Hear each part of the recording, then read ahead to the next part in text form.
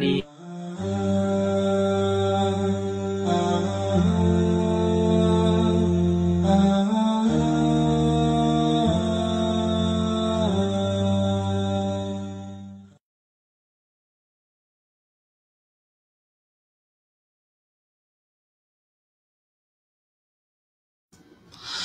A'udzu billahi samil alim minasy syaithanir rajim. Bismillahirrahmanirrahim. Alhamdulillah wassalatu wassalam ala Rasulillah wa ala alihi wa sahbihi ajma'in. Amma ba'd. Assalamualaikum warahmatullahi wabarakatuh. Lahat ng papuri at pasasalamat ay para lamang sa nag-iisang dakilang tagapaglikha. Walang iba kundi ang Allah Subhanahu wa Ta'ala. Tayo ay pumuri sa Kanya, tayo ay dumakila sa Kanya, tayo ay lumuwalhati sa Kanya sa lahat ng pagkakataon, sa lahat ng sitwasyon. Tunay na ang sino mang gabayan ng Allah, walang makapagliligaw sa Kanya, at ang sino mang Kanyang iligaw, walang makapaggagabay sa Kanya. Ako'y sumasaksi na walang ibang Diyos sa dapat sambahin maliban lamang sa Allah at si Propeta Muhammad ay Kanyang huling sugo. Mga kapatid sa pananampalatayang Islam, welcome na welcome po tayong lahat sa lahat ng mga nanonood ngayon. Andito naman po tayo sa ating programang pinamagatang TGIS. Nang ibig sabihin ng TGIS, The Journey to Islam Stories. Ito po ang programang ito ay para sa mga kapatid nating mga balik Islam. Bigyan natin ng boses ang mga kapatid nating balik Islam para ibahagi at ikuwento o ibalangkas ang kanilang buhay, ang kanilang paglalakbay, ang kanilang ekspedisyon, ang kanilang mga karanasan, ang kanilang mga aral na nakuha nila at dalada nila mula sa pagiging hindi Muslim patungo sa pagiging Muslim. Na kung kaya ang programa po na ito ay tumutukoy at sumasalamin sa mga kapatid natin na mga revert Muslim, mga aspiring Filipino revert Muslim, mga kapatid, mula sa iba't ibang dako ng Pilipinas at mapa-Saudi man o kaya mapa-Pilipinas man, inshallah ay atin silang mapakinggan. Yung kanilang mga kwento, yung unique ng kanilang mga kwento. At wala na tayong oras mga kapatid sa pananampalatayang Islam. Welcome na natin ang ating co-host ngayon sa programa na ito, ang isang tao na walang kapaguran, minsan lang napapagod. Okay? Dahil sa programa na ito, ang bida ay walang iba kundi mga kapatid natin mga Muslim. So, welcome po natin ang aking co-host ngayon sa programang ito, si Sheikh o si Ustadh Ali Khamlun. Falyatafaddal mashkura ya Sheikh o ya Akh Ali Khamlun. Samahan mo ako ngayon sa pagtatalakay nito, inshallah. أعوذ بالله من الشيطان الرجيم بسم الله الرحمن الرحيم الحمد لله رب العالمين والصلاة والسلام على نبينا محمد وعلى آله وصحبه أجمعين أما بعد السلام عليكم ورحمة الله وبركاته. Magandang hapon at magandang gabi dyan sa Pilipinas at dito sa gitnang silangan naman ay 2 o'clock in the afternoon na kung saan buhay na buhay ang dugo ng ating mga ka-OFW and of course lahat ng mga nanonood sa page ni Ustadh Alimuddin at saka ni Anwar the Light at lahat ng ating mga kapatiran o maging mga kababayan natin na kung saan sila ay nakatutok sa ating programang TGIS na kung saan ang boses ng ating mga nagbalik Islam na mga kapatid sa pananampalataya ang bida. At mga kapatid, samahan nyo kami sa isang oras na naman na kung saan ay marinig natin ang boses ng isa sa ating naging panauhin. Ito, Ustadh Alimuddin, ang pangatlong episode natin. Yes, pangatlong episode. At sa mga kapatid natin na sumusubaybay ngayon, i-share niyo po ang video na ito, inshallah subhanahu wa ta'ala. At sino man po ang mayroong katanungan para sa ating guest, of course, ay maaari sila magtanong sa pamamagitan ng kanilang pagpapadala o pag-comment sa comment section, comment box below. Inshallah, kayo po ay any question po, inshallah ay maaari niyong ibato sa ating guest ngayon. But of course, since siyempre mananalo sila ng load, di ba? Mananalo sila ng load at magbibigay tayo dahil special ang ating guest for today ay bibigyan natin sila ng 3 ang mananalo sa kanila with the load, inshallah.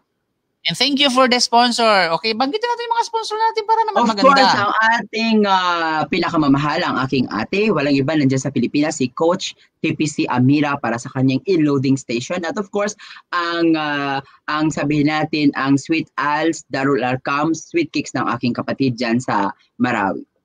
Mashallah. O, di ba? So, ibig sabihin, hindi lamang isa-isang may mga sponsor sa likod nito. Mashallah, tabarakallah. Okay, so wag natin paligwi-ligwi pa. Tawagin natin ang ating isang honorable, guest speaker, guest speaker ba ang tawag dyan? Ating panauhin, panauhing pandangal sa episode na ito, inshallah. O, ikaw nang bahala magpakilala sa kanya, Sheikh. Mashallah, mga kapatid at mga taga-subaybay namin, mashallah, hindi na tayo magpapaligo-ligo pa. Ang ating napiling special panauhin for the third episode ng ating programang TGIS ay siya ay sabihin natin nakapag yumakap sa pananampalatayang Islam way back 2007 na kung saan siya rin ay nagtatrabaho sa isang kumpanya, mashallah, hanggang ngayon, way back 2006 hanggang sa kasalukuyan sa tinatawag na Fitahi Group of Companies. At the same time, ay siya ay masigasig na mag-aaral at doon din siya yumakap sa isa sa Islamic Center natin dito sa Gitnang Silangan, sa Jeddah Dawah Center. Siya ay tubong Bicol at nakapag-asawa, mashallah, sa isang kababayan nating sister na isa ring, mashallah, napakasigasig when it comes sa pananampalatayang Islam. Mga kapatid, samahan niyo kami na i-welcome, walang iba kundi si Brother Khalid Bustinera. Brother Khalid, tafaddal. Assalamualaikum warahmatullahi wabarakatuh. Waalaikumsalam warahmatullahi wabarakatuh. Unang-una sa lahat, kumustahin natin. Masyaallah. Kumustahin natin ang ating kapatid. Kumusta na po kayo? Ano pong kalagayan nyo dyan? Saan po kayo ngayon? Alhamdulillah, dito po kami dito po ako sa Jeddah. Ngayon sa bahay kasi wala akong pasok Saturday. Alhamdulillah. Okay na. Quarantine? Hindi na quarantine? Tapos na ho. Alhamdulillah. So far po ay hindi ka natamaan ng COVID ngayon, yung masakit para sa mga mayayaman. Alhamdulillah, hindi naman. Para sa mga mayayaman? Bakit na naman nasabi, Ustad Alimuddin, ito ay para sa mga mayayaman? Actually, yung quotation na yan ay napulot ko lang sa internet kasi daw yung mga mahihirap hindi dinatnan ng COVID, di ba? Kaya yung mga nasa ilalim ng tulay, wala nagka-COVID, pero yung mga nasa bahay, may mga trabaho, yun yung nagka-COVID. Kaya sinasabi nila na yun ay sakit ng mga mayayaman. I'm looking forward, Ustad Alimuddin, dyan sa Makkah ay nasa mabuting kalagayan ng lahat ng ating mga kababayan at mga kapatiran. At of course, kay Brother Khalid, maraming salamat sa pagpapaunlak niyo sa aming imbitasyon na kung saan ay we're looking forward na maganda rin ang weather dyan sa Jeddah sapagkat ako'y nandito sa Yanbo. Of course, napainitan na natin, Ustad Alimuddin, ang katanungan. Uunahan na kita. Ang unang-una kong katanungan sa ating brother, ang ating panauhin na napili. Mashallah, you know, Brother Khalid, hindi basta-basta ang magpagyas dito sapagkat sa thousands ng mga reverts ang ating mga butihing mga sabihin natin mga kapatid sa pananampalatayang Islam yumakap ay ang dami-dami nila, hindi namin mahaano kung sino ang uunahin namin. But mashallah, tabarakallah, ipinagkaloob ng Allah na isa ka sa maging butihing speaker namin for the third episode ika nga. Now, my question is, ano ang pinagkakabala ng isang Kuya Khalid Bustinera during the pandemic? Ano ang natutunan natin bilang isang balik Islam? Sapagkat more than 10 years ka dito sa Saudi Arabia at nakita mo ang kalakaran nung ikaw ay hindi pa Muslim at ngayon ay Muslim ka na. So this is the first time I think na sabihin natin na sa bahay ka lang. Ano ang natutunan natin bilang isang balik Islam na Khalid Bustinera during the pandemic? Bismillahirrahmanirrahim. Alhamdulillahirabbil alamin. Rabbi shrah li sadri wa yassir li amri wahlul 'uqdatam min lisani yafqahu qawli. Nervous ako. Alhamdulillah, ngayong pandemic, actually wala nang ngayon dito eh. Wala naman siya ng yung tinatawag na lockdown. Kaya nung lockdown dito, yun, mag-isa lang ako dito sa bahay. Gumawa ako ng mga YouTube, yun yung mga natutunan ko. Nakita ko yun. Yun ang ko. Ko dito ng nilibang ko yung sarili ko at nagkaroon ako ng time. Ang pinakang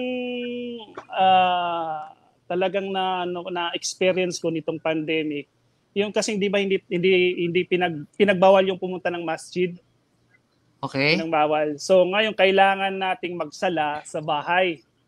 So obligado ako ngayon mag-memorize na mga sura. Kasi actually parehas tayo bro kasi dito sa ng pandemic ako yung nag-iimam sa mga nandirito, nare-review ko yung mga sura na nakalimutan. Alhamdulillah. Kumbaga natuto akong mag-imam ba.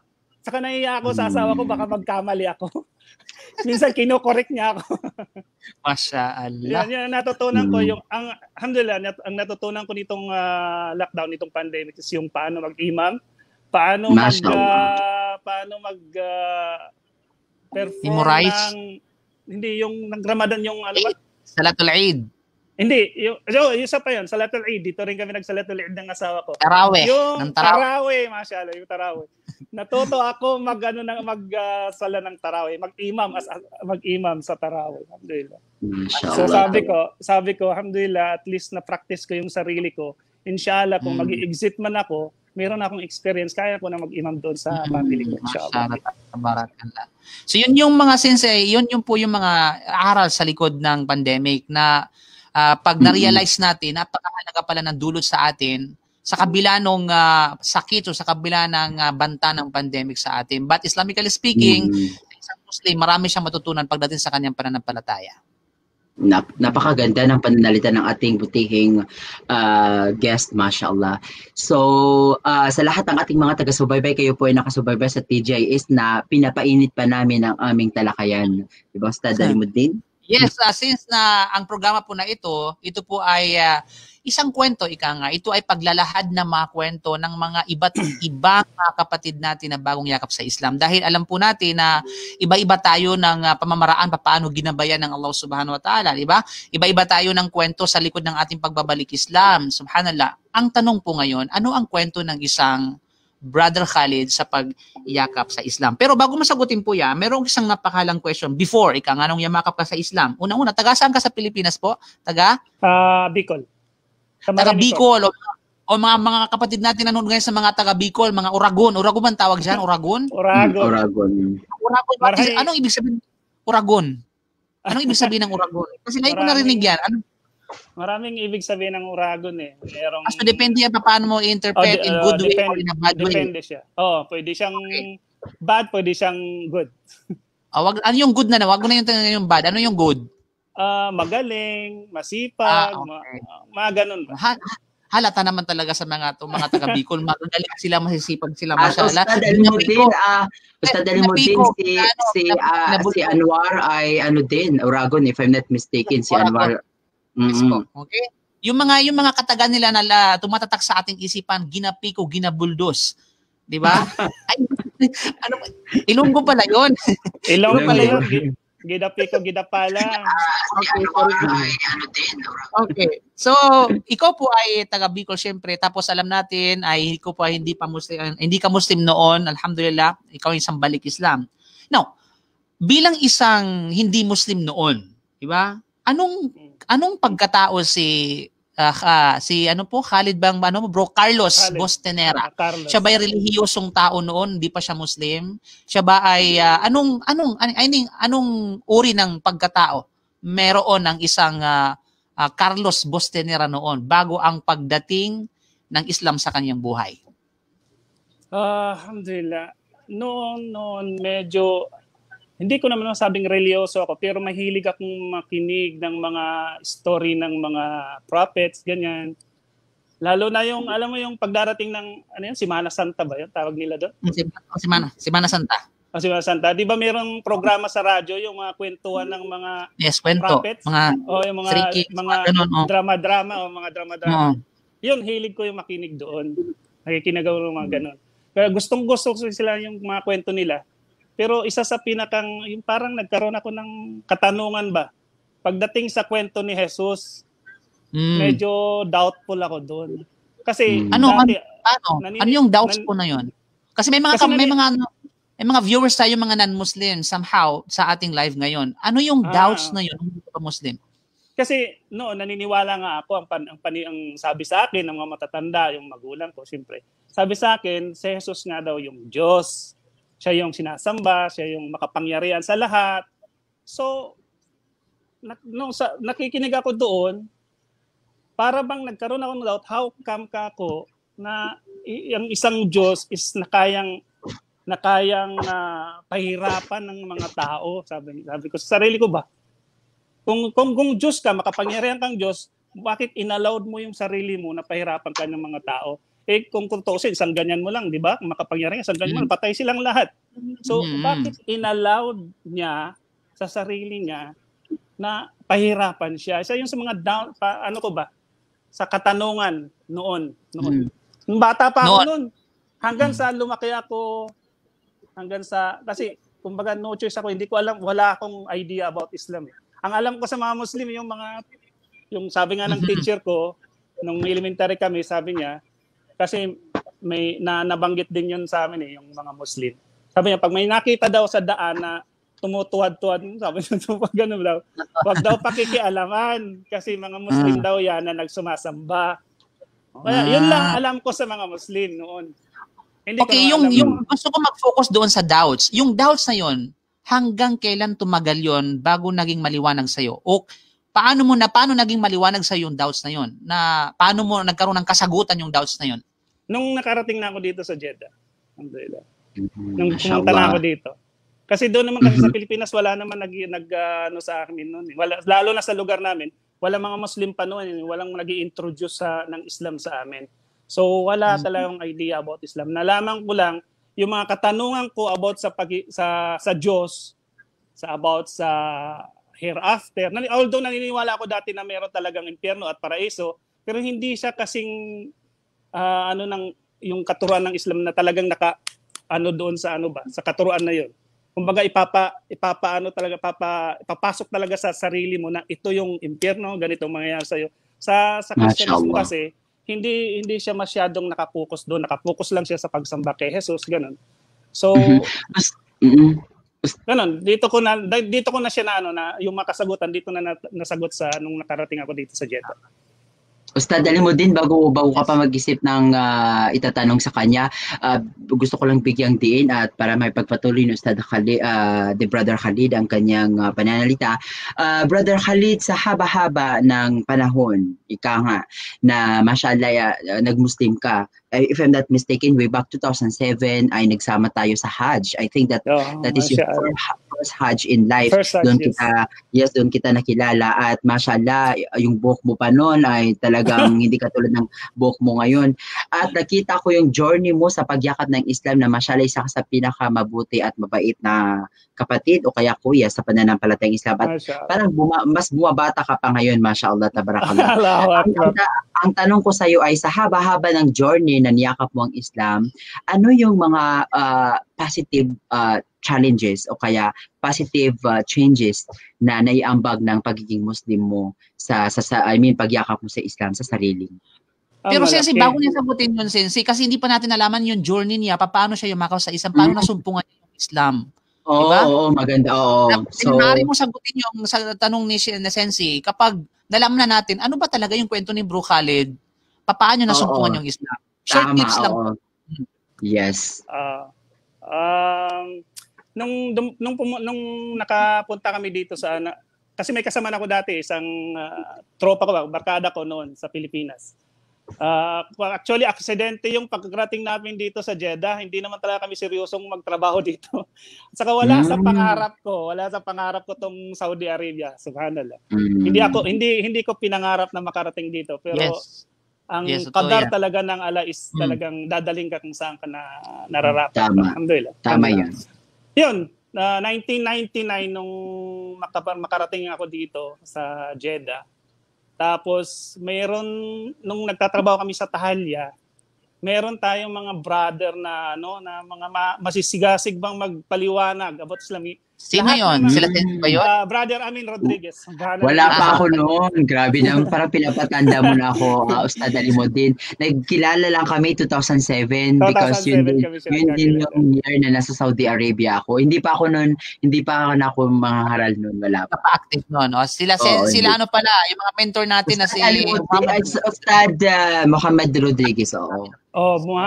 Brother Amin Rodriguez. Siya yung nag-introduce sa amin about Islam. Pumunta siya doon sa shop namin. Ngayon, nagpaliwanag siya. Wala, kumbaga, pinagtatawanan namin noon. Sabi ko, sino ba itong mga to? Mga ano ba? Pero gustong-gusto namin sumama sa kanila kasi nga may libreng pagkain. Yun naman talaga eh. Albay. Yun ang hinahabol namin, yung pagkain eh. Alhamdulillah. Yun, pero napaka nila ba? Yung sobra maano ba yung tawag dito? Masikaso. Yung parang talagang yung kabal nila. Yung mapagtiis ba yan tawag doon? Yung talagang stubborn. Matyaga. Yun, matyaga. Tama, alhamdulillah. Jazakallah khair. Matyaga sila masyado kahit alam nilang hindi kami interesado, hindi kami nakikinig sa kanila. Talagang nagpapaliwanag pa rin sila about Islam. Mashallah na way. Tapos mayroon kaming dalawang kasamahan na sila. Kilala mo niyo 'yon, si Muhammad, si Muhammad Danny Dikit. Oo. Kasama namin 'yon sa trabaho. Sila yung unang nag-Muslim doon sa namin sa company. Pinagtatawa na namin, sabi namin, itong mga to nagoyok na ng mga Muslim. Ganun ba? Tapos pag nagsasala sila, tinitingnan namin. Para bang iba, kumbaga masakit sa loob namin na kumbaga umalis sila sa pananampalatayang Kristyanismo, ganun. Tapos yun, kumbaga doon parang bakit kaya ako nagtanong ba ako, tinatanong bakit kayo umalis? Bakit niyo pinagpalit si Jesus? Siya yung Diyos natin. Ganun. Parang yun, tapos tinigyan nila ako ng mga babasahin. Nagbasa-basa ako. Doon ko naalala yung katanungan ko ba noon pa, yung sabi ko, ano ko kung bakit ba talaga si Jesus? Diyos ba talaga siya, o propeta or ano? Yun, binigyan ako ni Brother Amin Rodriguez nung babasahin yung ano niya, yung ginawa niya na bakit ka nilikha? Yun. Meron siya mga talata ng Biblia na nagpapaliwanag na ganito nga si Jesus, ganyan. Kumbaga parang kung sa sarili ko sabi ko may point siya. May point yung na totoo nga naman na ang Diyos is hindi pwedeng pumunta sa lupa, hindi pwedeng pahirapan ng tao, at isa sa pinaka kumbaga tumatak talaga sa isip ko yung nagdasal si Jesus. Yun, talagang doon nawala yung na dapat talaga, kasi ang pagdarasal, yung pagsamba is ginagawa lang yan ng mga nilikha. Di ba? Yung mga nilikha lang. Hindi yung ginagawa ng may likha ng creator. Kasi ang creator, kung sasamba ang creator, sino pa yung sasambahin niya? Sabi ko, parang kumbaga logically, may tama. May tama siya. Talagang hindi dapat sumasamba ang Diyos. Hindi dapat siya sumasamba. So, paano mo natanggap yung Islam? Yung pagbisita ba nila ni Sheikh Muhammad Rodriguez, agad-agad mong tinanggap yung Islam? O marami ng mga dumaang mga dai sa buhay mo bago mo yakapin ang Islam? Marami ng palagi si Brother Amin talaga ang matyaga na pupunta sa akin. At saka, Brother Khalid, saksi ako nun.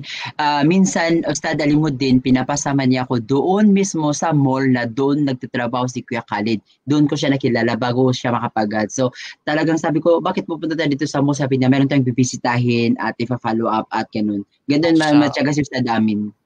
Siguro, si Brother Amin, nakitaan niya ako ng interest ba? Well, hindi ko alam kung ano nakita niyo sa akin, pero ganun siya katyaga sa akin. Sa mga kasamahan ko, ako yung pinagtyagaan niya ba? Hindi ko alam kung anong nakita niyo sa akin. Nakita yung sinseridad, di ba kasi nagre-reflect sa tao yung taus-puso ng pagyakap na sa Islam. So, kinakailangan na i-focusan ito, kinakailangan. Kasi kami nasa field ng da'wa, kami na mga na talagang, sabi natin legitimate na nagtatrabaho sa Islamic Center, isa sa mga priority talaga namin na ifa-follow up yung nakikita namin ng potensyal na estudyante o kaya nakakapakap sa Islam. Tutukan yun para sa ganun ay tumatak sa kanya yung kanyang iman at kahit pabayaan siya, alam niya kung ano ang kanyang alam niya kung anong gagawin. Oo, tama. Yun nga, actually, nung pinaliwanag na sa akin, kumbaga naging malinaw na sa akin yung pagiging propeta ni Jesus. Si Prophet Muhammad sallallahu alaihi wasallam, hindi siya masyadong na-introduce sa akin. Yung pagiging Diyos lang ni Jesus yung na-introduce sa akin. Kumbaga, tumatak na sa puso ko na ito lang talaga siya, hindi siya pwede maging Diyos. Ngayon, nakahang ako ngayon. Kasi hindi ko alam, sino ngayon ang Diyos?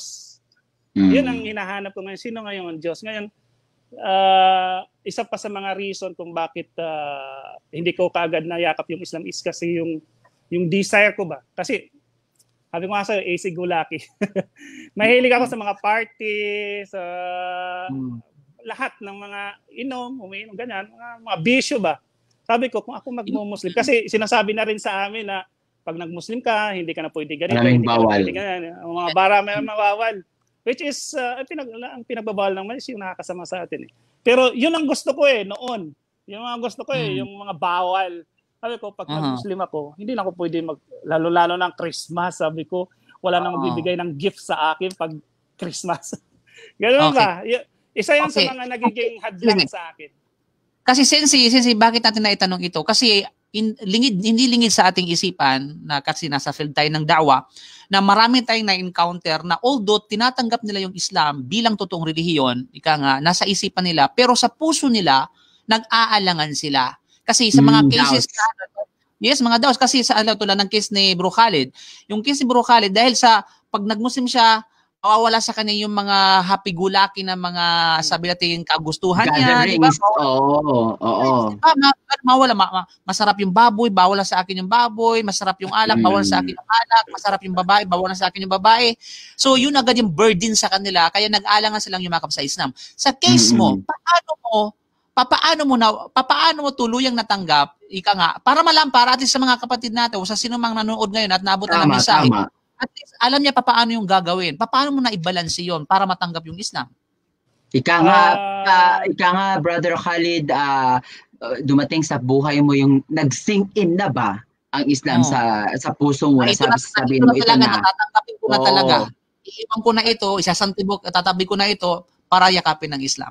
Ano yung ginawa? Actually, may pangyayari kasing nangyari. Na kumbaga yun ang naging way. Kasi isa pa sa mga humaadlang sa akin is yung mga sabi kasi nila na baka iniisip una pa din iniisip ko na baka isipin lang ng asawa ko na kaya gusto ko lang mag-Muslim dahil nga sa gusto ko lang mag-asawa ng mahigit sa isa. Isa yun sa iniisip ko ba na baka ganun ang isipin ng asawa ko, which is hindi naman ganun talaga ang gusto ko. Ngayon, ang nangyari noon kasi umuwi kami ng Pilipinas, bumili ako ng visa ko kasi gusto ko mag-freelancer dito Ngayon, yung ikat na natin ang istorya ng bumalik ako dito na isang freelancer pero yung passport ko nga is illegal siya. Hindi siya visa. Hindi, yung passport ko. Baklas yun. Mismo illegal. Kumbaga pinalitan yung edad kasi ang ng visa ko, yung category ng visa ko is private driver. Ngayon ang private driver kailangan ng edad niya is 35 years old. 26 pa lang ako noon. Ngayon ginawa ng agency, binaklas nila yung passport ko. Nilagay nila 35 years old. So matanda na ako, pinatanda nila. Additional 10 years, oo. Bumalik ako ngayon dito. Nagpagbalik ko dito, alhamdulillah, tapos pagbakasyon namin, nung pagbalik namin, doon ako nagkaroon ng problema. Doon ako sinubok ng Allah. Nung pagbalik namin. Kasi naharang ako sa immigration. Kumbaga, na-hold ako, na-trace nila, na baklas yung passport ko. Ngayon sabi nung sa immigration, yun nga, sabi niya, pwede kang magkakaso dito, etc. Naging worried ako. Sabi nila, hindi ka na makakabalik. Yun, kumbaga, nawala na ako ng pag-asa noon. Ngayon, yun nga, tapos meron akong pinsan sa agency, nag-advise sa akin na pwede daw kunin yung passport sa immigration, dukutin, kaso lang magbabayad nga. So okay, ginawa namin, magbabayad, dumaan ng mga 2 linggo, walang nangyari. So nag-decide kaming mag-asawa na, wag na, ikaw na lang, sabi ko sa asawa, ikaw na lang umalis, dito na ako sa Pilipinas, magkatrabaho na lang ako, magsasaka ko, or kung ano, kasi wala nang pag-asa makabalik ako. So sinabi ko doon sa agency na kunin na lang namin yung perang ibinayad namin, tapos hindi na lang ako aalis, ibalik nyo na lang yung pera. So sabi ng agency, sige, okay, magkita tayo sa airport, doon nga sa kasi babalik yung pera namin. After 2 weeks na yun, ng talagang trabaho talaga na gusto naming hindi talaga nila makuha. So before nung araw na yon, pumunta kami ng asawa ko sa Baclaran. Di ba? Pag ang mga Kristiyano kasi pag may kahilingan, di ba? Pupunta sila sa simbahan. Pag pupunta kami dumadaan kami ng Baclaran. Pumunta kami doon sa Baclaran. kumbaga nagsamba kami. Tapos yun, humiling ako. Kasi parang desperate, yung desperado na ba? Desperado na ako na gusto ko talaga makabalik. Gusto ko makabalik. Aside sa gusto ko makabalik na gusto ko makapagtrabaho doon, gusto ko makasama ang asawa ko. Gusto ko yung talagang malinawan, yung kumbaga iniwan ko doon. Kasi yun yung pananampalataya ko is nakahang na ako. Kumbaga wala na akong pananampalataya. Kumbaga wala akong Diyos. Parang lumalabas na atheist ka. Wala kang pinaniniwalaan. Parang ganun. Hindi na ako naniniwala. Pero although dahil nga sa Kristiyano, yun pa rin ang pumunta ako doon. Humiling ako. Kumbaga nakipag-bargain ako sa Diyos. Sabi ko hindi ako tumingin doon sa yung nakaganyan doon. Sa Ribolto. Hindi doon. Hindi doon sa Ribolto. Kumbaga, yumuko lang internalize. Yung yumuko lang ako, hiniling ko sa Diyos na sabi ko, Diyos ko, kung talagang ito yung kadar, yung destiny ko na dito lang ako sa Pilipinas, mamamatay ako dito Kristiyano. Pero kung talagang nakatalaga sa akin na ako ay maging isang Muslim, sabi ko nga, tanggap ko na ang pagiging Muslim, gusto kong maging Muslim, pero nga dahil nga sa mga ganitong dahil sa desire ko ba, kumbaga yun sa humadlang na yun. Pero itong pagkakataon na ito, sabi ko, pag binigyan niyo po ako ng pagkakataon na makabalik doon sa Jeddah, magmumuslim ako. Papasukin ko yung Islam. Mashallah. Yun ang, pero hindi ko sinabi yun sa asawa ko. Hindi ko sinabi sa asawa ko. Sarili ko lang ba? Kumbaga nakipag-bargain ako. Actually, Sensi na bro, na naalala ko yung merong isang kasabihan ng mga scholar na kapag nagpakatotoo ka sa Allah, magpapakatotoo siya sa'yo. Ibig sabihin kung ano talaga yung layunin ng puso mo, kung gusto mo ng katotohanan at naghahanap ka ng katotohanan ng walang pag-alinlangan, ibibigay sa iyo yan ng Allah sa tamang panahon. And of course, alam na Allah subhanahu wa ta'ala yung nilalaman ng puso ni Kuya Khalid, mashallah. Mashallah, tabarakallah. So ngayon, siyempre ikaw ay, yung sabihin, yumakap ka sa Islam sa kamay ni Sheikh Muhammad Rodriguez. Actually, hindi na sa kanya kasi nung pagbalik ko dito sa Jeddah, hindi na kami nagkita. Sa GDC kasi ata. Naging busy na siya. Kasi doon siya sa industrial, oo. Sino pong nag-initiate? Sino pong nag-initiate magpasahada sa inyo? Si Brother, Baba Ahmad Peradilla, saka si Brother Ali Lumanog. Sila yung pumunta. Pinapunta ko sila sa bahay. Pinapunta ko sila sa bahay. JDC. I think Kuya Khalid, hindi pa yung Muslim ata din si Kuya Jamil, no? Kasi noong kasagsagan ay sila ni Kuya Jamil ang nakasama ko, Ustad Alimuddin, sasabihin natin sa mga pinakaunang mga seminars patungkol sa pagdadawa. So, nakakasama ko si Kuya Khalid at saka si Kuya Jamil. Siguro. Yun. Sino po yung unang nag-Muslim? Ikaw yung misis mo? Or nauna ka ba after that yung misis mo? Sabi niya sa akin, kasi nagtrabaho na siya sa Riyadh dati. Dati siya nagtrabaho sa Riyadh.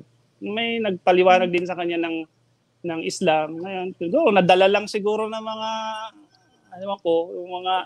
mga nagmumuslim doon. Kasi di ko alam ang reason. Ngayon, kumbaga bumalik siya sa pagiging Kristiyano. Naging Muslim ulit siya. Kaya nga nung nag-Muslim na ako, alhamdulillah, nung patulog na kami ba, sinabi ko sa asawa ko, sabi ko, paano ako kung malaman mong Muslim na ako? Tapos sabi niya, sigurado ka? Yan ang hindi ko makalimutan sa sinabi niya sa akin. Talagang hindi ko. So, alhamdulillah. Hindi ko talaga. Okay. So, that's another part of life ni Kuya Khalid na mashallah sinubok siya ang kanyang katatagan ng Allah subhanahu wa ta'ala kung paano niya hinarap ang mga hamon sa kanya ng tadhana, ika nga. So, paano mo yun ipagpatuloy natin na napapansin ko, Ustad Alimuddin, ang ating mga nagiging guest ay mga emotional. Kahapon, kung mapapansin mo, naging emotional ang ating masyayikh, ang ating Ustad na si Amrullah. At ngayon naman, ang ating guest ay si Kuya Khalid. Pag pinag-usapan ang pamilya at pinag-usapan ang ating buhay, love life, ika nga, ay nagkakaroon talaga ng mga ganitong emotion. So, ipagpatuloy mo ka, Khalid. Akala mo ano, no? Iba ang Kasi katanungan. Ipagpatuloy mo lang. akala ko yung asawa ko ba, yung magagalit siya or sasabihin niya sa akin, gaya ka lang nagmusting kasi gusto mong asawa. Yung susumbatan niya ba ako? Yeah, parang naunahan ka ng mga advanced na pag-iisip. Pero iba yung sinabi niya sa akin. Ano po yung sabi niya? Sabi sa akin ng asawa, hindi ko talaga makalimutan. Sabi niya, pinasok mo yan, panindigan mo yan. Wag kang magbaklas ba? Sabi niya, yun talaga sabi niya, wag kang magbaklas sa pinasok parang mo. Passport, no? Parang passport sa parang passport mo. Wag kang magbaklas. Kung wag sabi niya, pinasok mo na yan, panindigan mo. Kasi may history nga sa kanya na dati niyang pinasok tapos umalis siya. Ngayon, kumbaga, laking pasasalamat niya rin sa akin kasi bumalik siya ulit. Kumbaga, nung nawala siya sa doon, naalala ko nga niya ang kwento niya, sabi ng tatay niya, si tatay ba, yung tatay niya, sabi daw ng mga Muslim, ang makakapasok lang daw sa paraiso ay yung mga Muslim. Sabi naman ng tatay niya, napakarami ng Kristiyano hindi magkakasya daw sa impyerno. Hindi daw magkakasya sa impyerno, napakarami ng Kristiyano. Pero yan ang inakanong sa kanya. Tapos sabi niya, yun nga, wag kang magbaklas, panindigan mo yung pinasok mo. Tapos, kinaumagahan noon, Friday. Sabi ko, Friday, may ano pa pala, may pagsubok sa akin nung pinasok ko yun. Okay, actually, bago mo pinasok or after mo pinasok yung pagsubok na yan? Nung pinasok ko na. Okay, mamaya mo na sagutin yan. Okay? So, mga kapatid sa Panampalatayang Islam, kayo po ay nanonood ng TGIS, alhamdulillah, na kung saan ay ito Their po journey through Islam stories, na mashallah, Ustad Alimuddin ay painit ng painit at parang takam-takam ang ating mga viewers sa lahat ng mga pananalita at mga experience. Ika nga, sapagkat ang kaganda ng ating programa, Ustad Alimuddin, ay totoo, galing mismo sa bibig at galing mismo sa puso, pananalita ng ating mga butihing guest ang kanilang Kaya nga kakaiba ang ating programa sapagkat totoong walang scripted, ika nga, na nangyayari behind the scenes. Kaya naman, feel ng ating mga viewers ang pang-MMK na experience ng ating guest ngayon. Pero yung authentic talaga, Sensei, kasi bakit hindi lamang tumutukoy ito sa mga kapatid natin, inilalahad din ito kung ano talaga ang naganap, totoong naganap sa immigration. May bayaran. Hindi yun nung panahon na. Parang ito yung nagiging ito yung witness na may nangyari talagang ganon. Ustad Alimuddin, gusto natin ipaalala sa ating mga audience na hindi po itong programa ng Tolfo, ito po ay programa ng ating mga brothers na nagbalik Islam. Okay po, maraming salamat. Okay, so back to business tayo. Okay, nung ikaw ay nag-Muslim, kasi syempre, karamihan sa mga nag-Muslim ay hindi agad-agad na nag-sink in sa kanila na talagang magpakatuwid na ako dito, talagang gagawin ko na lahat yung mga obligasyon ko bilang isang Muslim. Sa case ba ng isang Khalid Bustinira, ano yung dumating ba sa punto mo na nung yumakap mo ang Islam, talagang straight ka na agad sa Islam? Wala ka nang paligoy-ligoy pa? Kasi karamihan sa mga kapatid natin na mga yumayakap sa Islam, dumadaan muna ng iba't ibang mga pagsubok bago sila naging straightforward sa Islam. Sa case diba, sa case niyo po, ano po yung kwento sa bagay na yan? Kumbaga hindi pa pumasok yung pananampalataya talaga. Hindi pa pumasok. Kaya yun nga yung talagang napaka-importante talaga ng kaalaman. Yung pag-aaral napaka-importante talaga. Kasi nung nag-shahada na nga ako. Ngayon, sabi nila Ustad Ali ni Baba Ahmad, sabi niya, kailangan mo nga mag-aral. Kailangan mo na mag-aral. Ngayon, ang problema, pupunta sila ang pasukan lang dito every Friday. Nung Friday na yun, pupunta sila ng Madina. Ngayon, wala. Sabi ko, nagbilang ako, sabi ko, hindi pa ako makakapagsala. Kasi gusto ko na magsala sa tulak, subhanallah. Gusto ko yung feeling ko nung bago talaga akong embrace sa Islam. Kumbaga para bang ang tagal kong inantay na para bang alam mo yung feeling na nawalay ka sa mga mahal mo sa buhay. Tapos, darating, nandun na yung time na magkikita kayo. Alam mo yung kaligayahan. Parang gustong-gusto ko na magdasal. Gusto ko nang humarap sa Allah. Ang problema, hindi ako marunong magsala. Okay, so paano nangyari yun? Kaya, go ahead. Ngayon, naantayin ko pa ngayon yung Friday. 3 days, pa yun. On the next day pa yun. So, weekend pa yun. Ang problema, wala sila. Kumbaga, walang school. Sabi ko, okay lang. Alam mo yung ba ang ginagawa ko nun? Kasi nasa nagtatrabaho pa ako sa RTW. Meron kaming fitting room doon. Pero walang nakakaalam na Muslim na ako. Ngayon, ang ginagawa ko pag... Saudi? Dito sa Saudi? Sa Jeddah. Wala pang alam. Kasi yun nga, nung pinasyahada na nga ako na nila Baba Ama, di ba, Thursday, Friday, walang pasok. Saturday, may pasok na ako sa trabaho. Gustong-gusto ko na magsala. Ang problema, wala akong alam talaga. Kaya ang ginagawa ko, pumapasok lang ako sa fitting room, nilalak ko yung aking shop, doon ako humiling sa Allah na nakatayo lang ako, gumaganyan ako, ya Allah, hindi ako marunong, tanggapin niyo po. Ang ganda ng kwento, Oo. Ang dami nahihiya ako, pero gusto ko talaga. 2 weeks yun nangyari. Kasi yung first Friday, pumunta sila ng Madina. Okay lang. Sabi ko, okay lang to. Pag-atay ako next week. Sa sunod na linggo, pumunta ako ulit ng Islamic Center. Wala na naman sila. Kasi merong istiraha. Sabi ko, paano ako matututo nito? Kumbaga, kung mahina-hina yung, kung wala talaga ikhlas. Kung hindi ikhlas yung pagpasok mo, sasabihin mo, kalas kaliwali. Ganun ba? Pero talagang gusto ko talagang matuto kasi gustong-gusto ko nang humarap talaga sa Allah, subhanallah. Nung another day, another week, yun. Sigurado nang merong school. Ngayon sabi ng asawa ko, sasama ako. Sumama siya sa akin, pumunta kami ng Islamic Center. Doon siya sa mga babae. Noon, sinabi sa akin na nagsyahada nga daw ang asawa ko. Alhamdulillah. Tapos yun, natuto na rin akong magsala. Binigyan nila ako ng mga pamphlet. Actually, yung hindi mahirap sa akin yung pag-memorize ng Suratul Fatiha kasi for how many years ba naman every Ramadan naririnig ko yung Suratul Fatiha pag Ramadan. Kaya hindi siya naging mahirap sa akin, alhamdulillah. Pinakikinggan mo talaga yun, no? Tapos nag-absorb. Hindi mo makalimutan. Masyaallah, barakallah. Naalala ko nga yung turo sa akin ng isang ustad doon sa Jeddah Dawah Center. Sabi niya, pag talagang sincero ka daw sa pagpasok mo sa Islam, ang unang-una mong matututunan ay ang pagsasala. Sabi niya.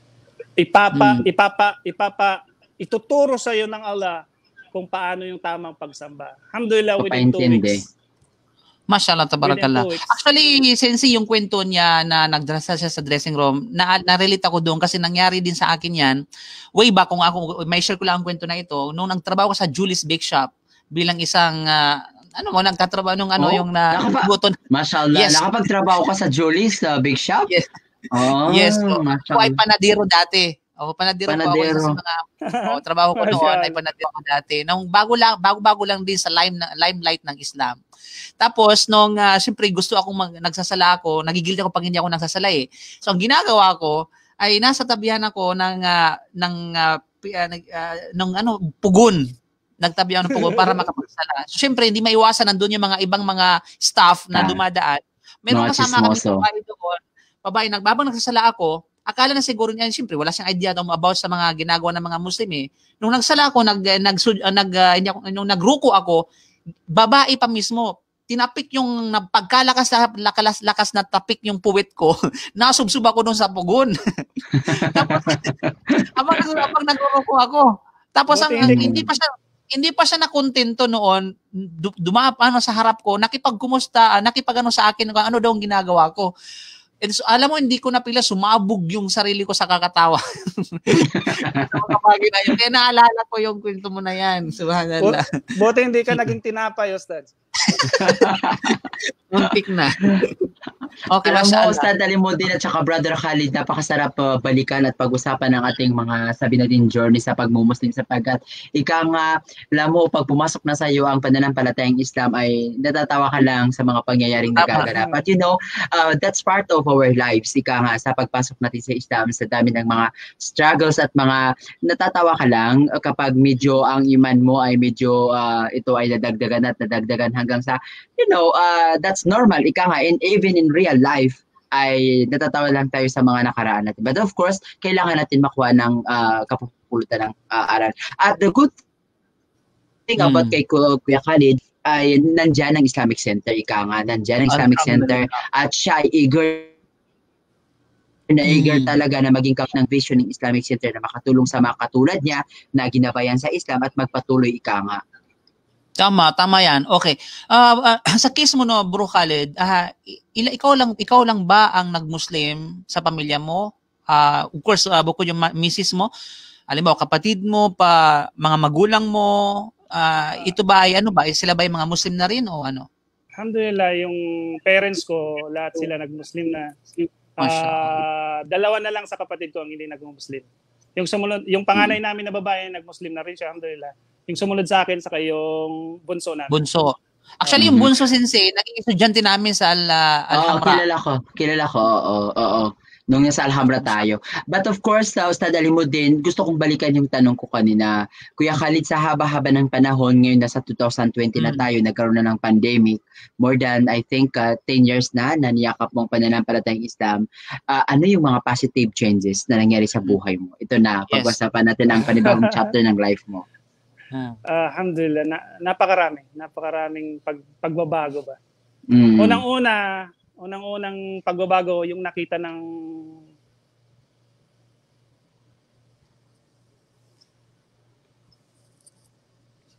tissue. Yung nakita ng parents ko. Yung nakita nila sa akin. May tissue ako dito pero yung pang-wipe sa bata. Kumbaga yun ang naging dahilan kumbaga na-attract sila sa Islam.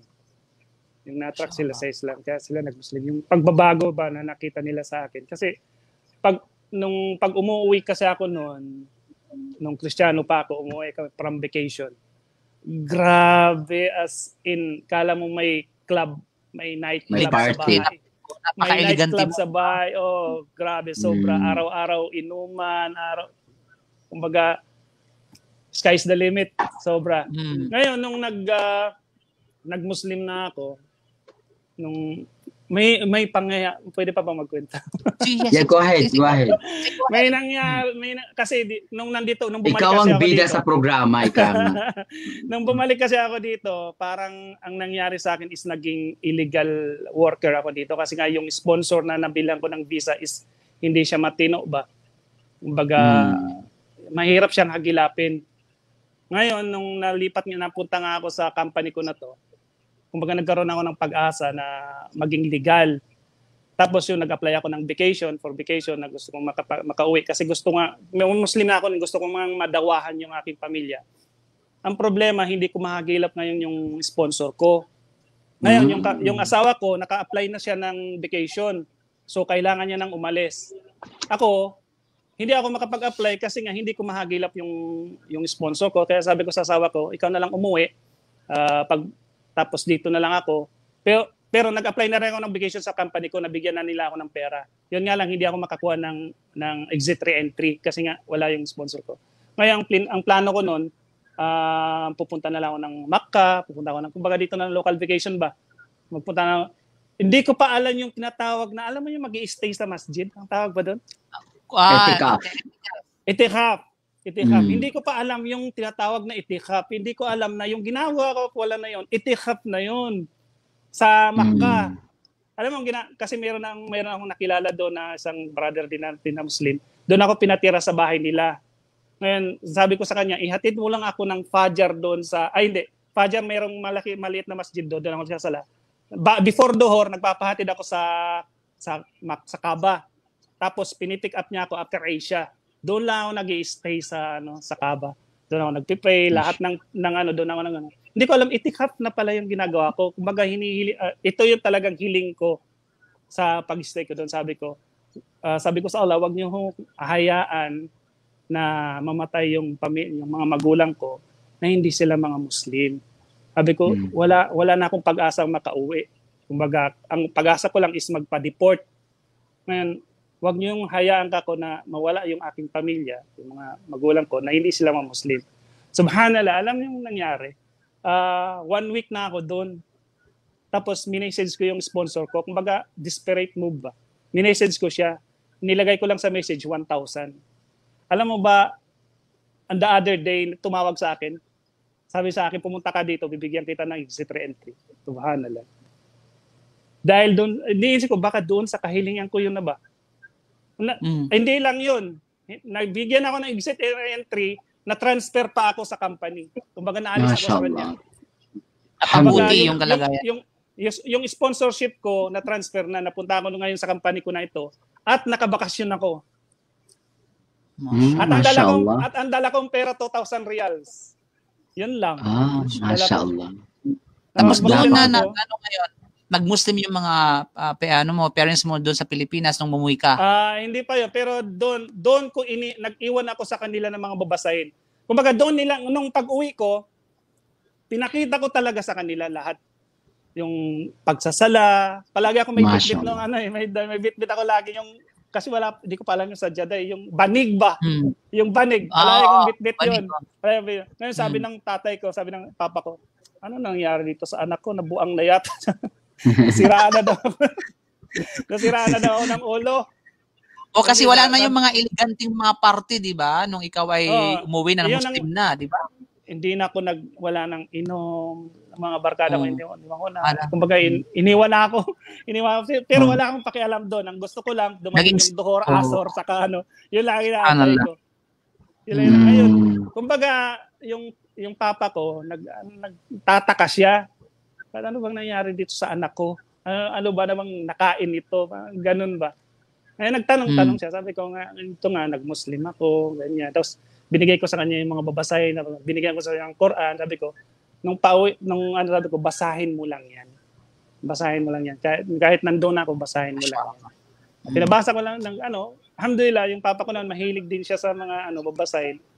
Nagbasa-basa rin siya. Alam mo yung ang pangyayari doon na, sabi ko nga, ang hinihiling ko is sana wag mawala ang mga magulang ko na hindi sila Muslim.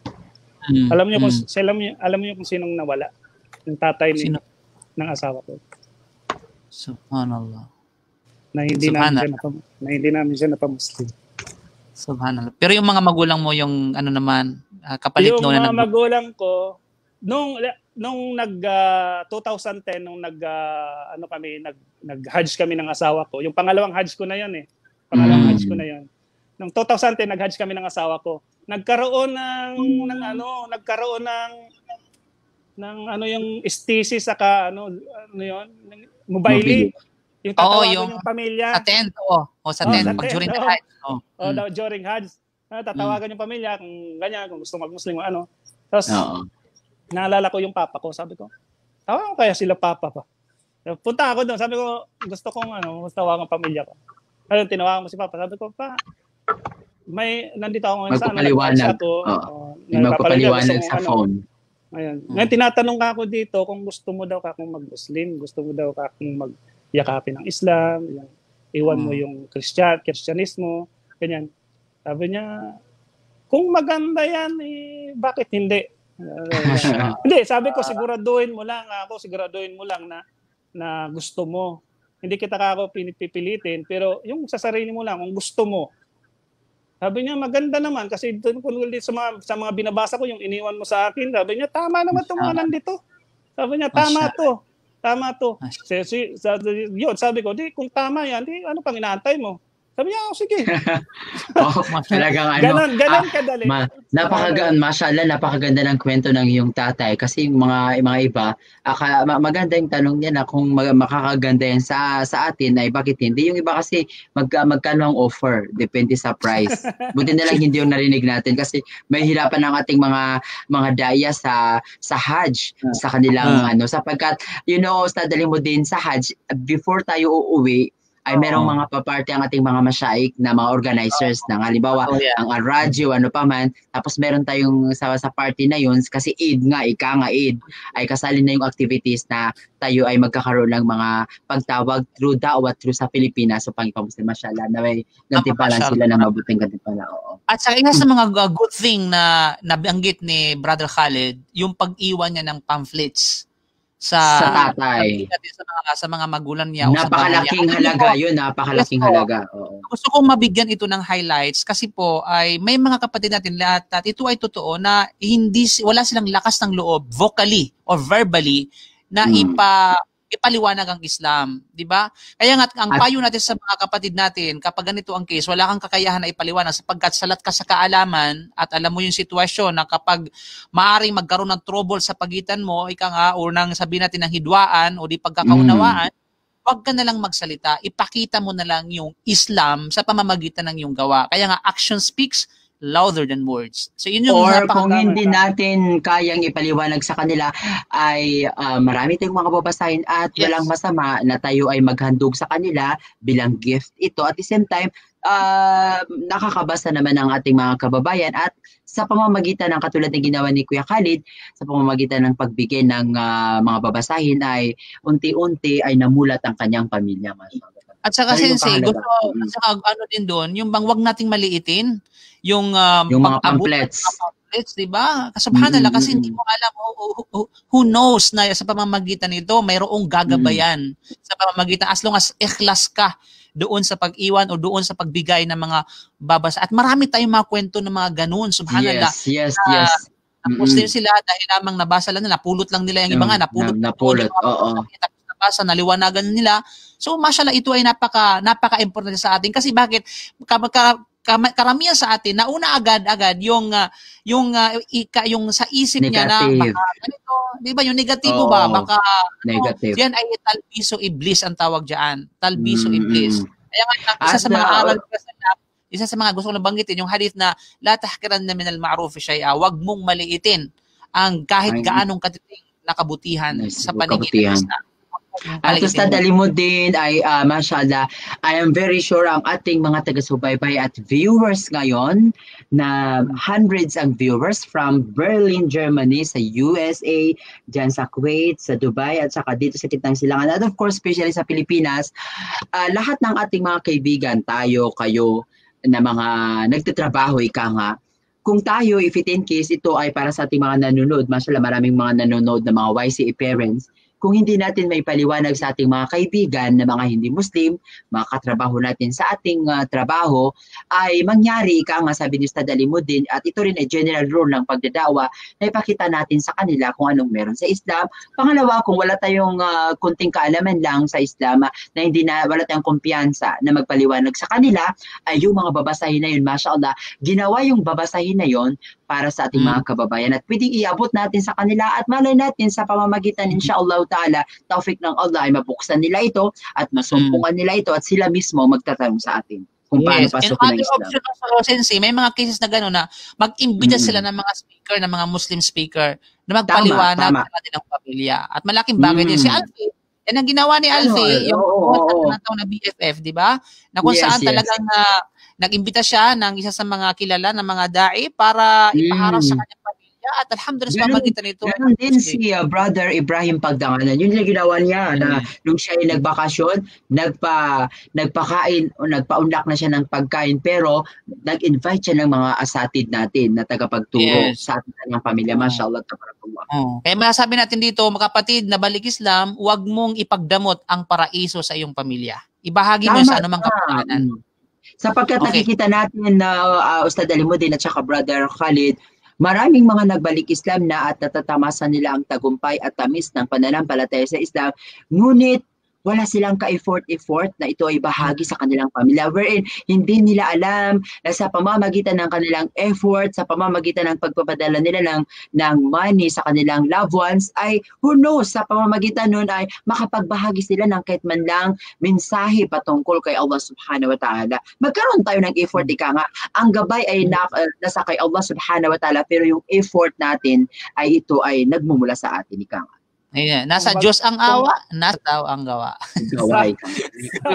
Okay, back to business tayo. Kasi parang kayo na yung bida yun. Parang kayo na yun. Diba ang bida yun?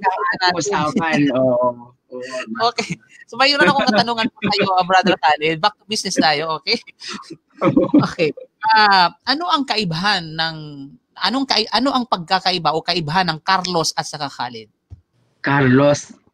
Yung Carlos letter C, yung Khalid letter T. Alam ko yun. Pilosopo ang Uragon. Oy. Mashallah, tabarakallah. Meron tayo na New Jersey na nanonood ngayon, mashallah. Okay? So ano po yung pagkakaiba? Ano po yung pagkakaiba ng Khalid, ng Carlos at sa Khalid? Of course, not literally, the spelling, yung pagkatao. Napakalaki ng kumbaga yung pagbabago. Ang asawa ko mismo ang makakapagpatunay kumbaga pwede lang asawa kong magpatunay sa inyo. Siya makakapagpatunay kung ano yung noon saka ngayon. Pwede rin imbitahan, Sensei, maputo lang kita. Diba ang programa na ito ay sumasaklaw sa mga lahat ng mga balik Islam? We can someday, we can invite sisters also. Sisters, oo. Natin, baka yung asawa mo, inshallah, ay kabilang niya sa mga naka-line up, inshallah. Ayoko naman magsabi, pero ang sa akin lang, yung nakikita ko sa sarili ko ba? Yes. Yung pagbabagong, kumbaga, yung lahat ng ginagawa ko, lahat ng gusto kong gawin, may limitasyon na siya ba?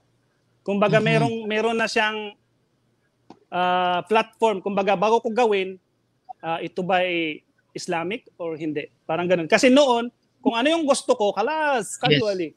Kung ano yung gusto kong mangyari, yun ang gusto ko. Yun nga sabi nila, kung saan ka masaya, doon ka. Which is mali yun. Which is mali siya. It's mali pala yun. Pero noon, ganun ako. Ganun ang ano nila na, dito ako masaya eh. Kung ano yung kakaligaya ko, doon ako. Pero ngayon hindi na. Kung ano yung, kung ba, masaya ako dito, ito ba ay may nalalabag ba ako sa Islam or ano? Kumbaga mayroon na siyang mayroon na akong kategorya. Pag alam kong mali, hindi ko gagawin siya. Ngayon, pag doubtful ako, itatanong ko siya sa mga nakakaalam. Mayroon na bang tinatanong na kailangan kong itanong muna siya na wala akong malalabag. Parang ganun ba? Kasi may pag-iingat na, di ba? May pag-iingat na. Kumbaga, number one talagang nakapag sa akin is yung takot ba? Yung takot ko na unang-una kasi alam ko kung anong mangyayari sa kubur. Subhanallah. So dati wala kang takot, wala kang pinangambahan. Ang alam ko kasi pag napatay ka, kalas ka, wala na. Ganun ka lang. Higa ka na, walang nangyayari doon. Kumbaga, sabi nga nila, rest and peace ka na daw. Rest ka na daw. Walang nangyayari. Which is, sa Islam kasi, hindi ganun. Hindi ganun. Kumbaga, isa yan sa alam mo ba kung isa sa mga naging rason talaga na is yung takot kong mamatay. Kasi alam ko noon na pag ako'y namatay nung wala pa ako alam ko kung saan ako mapupunta. Purgatorio. Kasi alam mo kung ano yung mapupuntahan ko. Kumbaga alam ko talaga kasi tinuturo sa Kristyanismo naman kasi tinuturo din naman yung pag nakagawa ka ng kasalanan, pahihirapan ka ng Diyos. Kumbaga ilalagay ka sa impyerno. Ganun. Pero hindi ko alam na ganun katindi yung pahirap.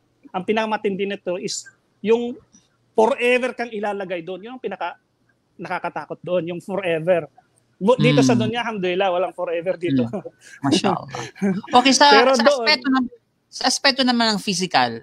Physically, ano yung physical aspect ng isang Carlos Khalid at saka ng Carlos Bustinira at saka Khalid Bustinira? Ano yung pagkakaiba? Physical aspect.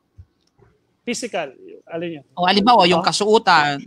Yung kasuotan, di ba dati pag Christian ka, pag di ka pa Muslim dati, physically, di ba? Noon, diba? Ano yung mahilig akong magsuot ng mga Metallica, alam mo yung kasi hard rock tayo noon eh. Yung mga hard rock, yung mga Metallica, yung mga pictures. Bumili pa ako ng yung belt na may bungo. May bungo na belt. Kasi uso naman nun dati, di ba? Tapos yung picture ng mga Metallica, yung may mga devil, mga ano. Tapos yun nga, dahil nga sa napag-aralan, pinagbabawal talaga sa Islam ang mga ganong bagay, iniiwasan na natin yung mga ganon. Mga hanky-panky. Oh. mga hanky-panky. Tapos yung buhok. So ibig sabihin, 'di ba dati maano ka sa katawan, 'di ba? Parang lahat may mga ornaments sa katawan, pero nung ikaw ay nag-Muslim na, parang hindi mo na inaantala 'yun, 'di ba? Wala ka nang pag-aabala sa mga ganung mga bagay. Ganun hinubog, 'di ba? Actually, Yung Islam. ang asawa ko, may niregalo siya sa akin na yung malaking, alam mo yung Damascus na gold? Oh. Damascus ba tawag doon? Yung gold, malaki. Yes. Oo, niregalo sa akin ng asawa ko 'yun. Pag suot-suot ko, galing Saudi, yabang eh. Magaling. Subhanallah. Tapos, nung nag-Muslim na ako, isinangla ng asawa ko. Kasi hindi ko naman daw kailangan eh. So hindi na natubos 'yun. Meron akong mga sing-sing. May sing-sing ako dati na yung wedding ring namin, meron akong wedding na nahiya nga ako sa asawa ko kasi hindi ko na sinusuot, pero naintindihan niya naman na hindi pwedeng isuot sa atin yun. O kasi lumalaki na yung daliri ni Kuya, kaya hindi hindi, gold kasi yun, gold. You know what, Ustad Alimuddin at saka Brother Khalid, the good points sa pagmumuslim, mashallah, hindi naman sa inaangat natin ang ating pananampalataya, pero we are very proud and happy na i-share itong mga ganito sapagkat sa mga nanonood na mga hindi pa mga Muslim, na mga close sa heart natin, pero hindi pa sila mga Muslim, ang kagandahan sa pagyakap ng Islam ay ika nga nakakatipid. Kasi sa dami ng mga ginagawa ni Kuya Khalid dati na paparty, nakatipid siya instead na siya yan. At the same time, sa dami ng mga luho na ginagawa, binibili sa ating katawan, nagiging simple ang ating pamumuhay at nagiging ika nga ay mas nagiging malawak ang ating pag-isip when it comes sa financial. Practically ka ngayon. Di ba? Nagiging practical. Speaking of tipid, Ustad, speaking of tipid, noong hindi ba ako Kristiyano, pag umuwi kami, ng asawa ko, ang baon namin yan, mga 200,000, ganyan. For 1 month, ubos yun. 200,000. 1 month, ubos yun. Dahil sa kahit inom, labas, ganyan. Noong nag-Muslim ako, di ba sabi ko, nakauwi ako, nadala ko 2,000 reals. Magkano lang yun? Nasa 24, 25,000. 20,000 may get. Ganon. Alam mo, nagkasa yun, nakapagbigay pa ako ng tigpa 500 sa mga auntie ko. Mashallah. Naging simple ang buhay ng isang ganon siya katipid. Ganon katipid ang Islam. Mashallah. Yun talaga ibig sabihin, tinuruan ka ng Islam paano maging practical sa buhay. Sa buhay. Kung halimbawa ikaw ay bibili ng baboy ang mahal-mahal, ay kapag nag-Muslim ka, hindi mo na kailangan ng baboy. Social na lang ang isang chicken pang adobo. Isa pa yan, Ustad. Speaking of baboy, yes. Ang papa ko, ang pinagpaaral sa amin ay sa mga baboy. Yun yung business niyo dati. May alaga siya mga baboy, pinapaanak niya, ganyan. Tumutulong ka doon, di ba? Tumutulong ka sa kanya. Nakatulong siya sa pagpaaral sa amin. Kasi nung high school ka, yun ang business ng tatay mo. Ano ang hindi naman siya actually business, pero meron siyang mga alaga lang. May mga alaga lang siya. So may natutunan ka ba sa pag-aalaga ng baboy para baka makuha kita baka magkaroon tayo ng business? Tikfirullah. Joke lang yun. Pinapatawakan namin Brother Khalid kasi alam namin na sa dami ng kami mga ibabatong questions sa'yo ay tense ka. So napakagandang saluhan natin ng mga moments na nakakatawa tayo ng content siya mo. Ito, Stats, ang tungkol sa baboy, tuloy ko lang. Yun nga, marami siyang alagang baboy. Nung umuwi ako, nag-Muslim na ako. Sabi ko na sa'yo sa Alimuddin, magkukwento siya ba sa baboy eh. Go ahead. Muslim na rin, di ba, noong 2010, nag-Muslim na rin siya. Umuwi kami ng 2011. Muslim na rin sila, si mama saka si papa. May baboy pa rin. Nandun pa rin yung mga baboy. Nandun pa rin yung mga baboy. Sabi ko kay Papa, ano kaya kung alisin na natin yung baboy? Sabi niya, Papa, yan ang ikinabuhay nyo. Diyan ko kayo binuhay, diyan kayo nakapag-aral. Sabi ko, ipinagbabawal ka ako kasi sa Islam. Kung gusto mo ako, ibibili kita ng kambing. Ibili kita ng kambing. Alagaan mo yung kambing, ibenta mo na yung mga baboy. Saka yung binitahan ng baboy, yung ibili mo ng kambing. Mashallah.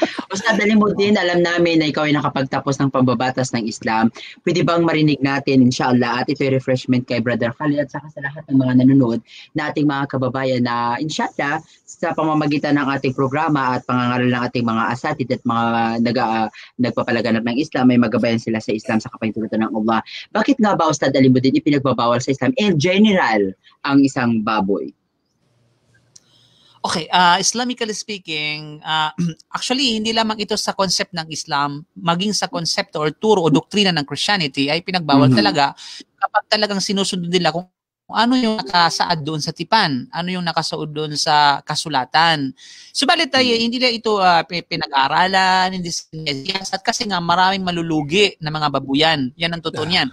Of course, pagdating sa tinatawag na Islam, practical answer ika nga ay pinagbawal dahil sapagkat ito ay pinagbawal ng dakilang tagapaglikha. At ito ay maraming mga verses sa banal na Quran na sumusuporta sa pagbabawal nito.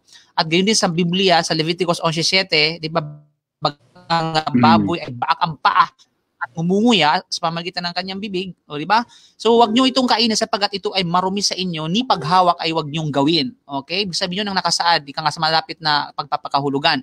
So mas matindi pa yung Kristyanismo sa pagbabawal dahil maging yung paghawak bawal. Di ba sa atin na nakabanggit lamang ay yung pagkain, di ba? Pero of course, di kaya yan na ito'y hawakan. Ano reason para hawakan? So sa Islamically speaking, ito ay pinagbawal ng dakilang tagapaglikha, but of course, hindi na may mga explanation ito.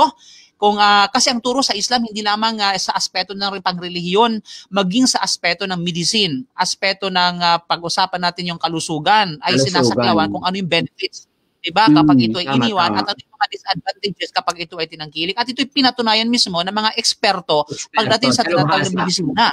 Diba? Dalubhasa. Na kung saan ang kanilang conclude na merong worm na taglay ang baboy na hindi man matagpuan sa ibang mga hayop. Sa ibang mga hindi makikita sa ano lamang at ito ay pinangalan ng mga scientifico na trichina worm o trichinosus worm, scientifically named trichinosus worm. Ang kanilang conclusion dito na yung worm na ito na mula sa baboy kahit ilang beses mong pakuluan ay hindi ito basta-basta mamamatay. Kahit 100 degree pa ang init ng tubig. Hindi talaga mamamatay. In fact, ito ay pinatunayan mismo nila. Pag kinain mo ito, mabilis itong nanganganak. Within a years, mabilis na nanganganak at kumakala sa loob ng iyang katawan. At kapag nangyari yan, ay ito na yung magiging cause ng maraming sakit. Diba? Mula sa sabihin natin, sakit. Sa lahat ng mga nanonood ay hindi po kayo nanonood ng Salamat Doc. Kayo po ay nanonood ng TGIS, kasama kami po. Okay, kuhanin. Doc, Alimuddin, pagpatuloy mo yan. Yun po yun. Kapag nangyari yun na, kaya nga pag na-hospital yung mga karamihan, mga lalo pat mga Christian sa atin, sa Pilipinas, kasi sa ibang lugar, ang unang ipababawalagan ng doktor na may kinalaman sa kanila sakit sa pagkain ng baboy, misis, huwag kayong kumain ng baboy. Di ba? Huwag kayong tinatawag na kumain ng baboy. So talagang scientifically, basis tayo, ay talagang pinatunayan na ito ay sabihin natin nakakasama at nakakapahamak sa isang tao. Marumi talaga. Islamically speaking. Okay? Sorry sa mga kumakain dyan, na mga, baka mayroon tayong nanood na mga sabihin natin na mga hindi mga positive. But ito ay katotohanan talaga. Ito ay gusto ko lang patapos to. Okay? Na kung saan sa... Sabi ni yes. Ayan. Naalala ko yung sabi ni Brother Jamil Lumanog. Sabi niya, sa Pilipinas daw, marami kang restaurant na makikita. Ang pangalan, Manukan, Bakahan, Kambingan. Nakakita ka na ba yan ng babuyan? Wala. At walang babuyan, walang asuhan. Okay. At saka, literally speaking, sapagkat kasi yung baboy ginagamit sa masamang termino eh. Di ba? Pag ikaw ay pag nagkaroon ka, nag-away kayo, baboy ka, hindi nga sabihin, kambing ka, kung baboy ka talaga. So masama talaga, masamang termino yung, sa aspecto pa ng masama, paano pa pag tinangkilik or kinain, di ba? At saka in fact, marami tayong mapapanood sa YouTube patungkol sa bagay na which is nag-experiment sila. Panoorin niyo po sa mga kapatid natin na nanonood ngayon. Puntahan niyo yung YouTube, i-type niyo is pork versus Coke. Di ba? Yun ang experiment nila. Yes. Tama. Sorry, Stadge. Pero ano? Kasi may nagtanong. Sabi niya, kung ipagbabawal din lang naman daw ang baboy, bakit pa ito nilikha ng Diyos? Actually, yun, papunta na ako doon. Sabitin na natin, inshallah. Go ahead, yun po yung yung pa yan, ibig sabihin, punta ka sa YouTube, panoorin niyo po yung Coke versus Pork, nandoon eksperimento, yung raw. Raw talaga na 1 kilo na isang meat ng pork, tapos binuhusan ng 1 litrong Coke, for how many minutes nagsilabasan yung uod? Di ba? Nakakadiri. Nakakadiri talaga yun. Ibig sabihin, scientifically proven po yan na ito ay di maganda, ika nga hindi pwede, kaya nga ipinagbawal. Kaya sa konsepto ng Islam, anumang bagay nagpapahamak sa isang tao, ipinagbabawal. Yan ang Islam, yan ang turang Islam. That is a general principles ng Islam. No, sa yung katanungan doon, kung sa kabila ng ito ay napakasarap, di ba? Ay bakit ipinagbabawal? The only answer is that we can give is sapagkat ito ay pagsubok ng dakilang tagapaglikha. Kung sino talaga yung marunong sumunod at marunong sabihin natin ay sumuway sa isang batas.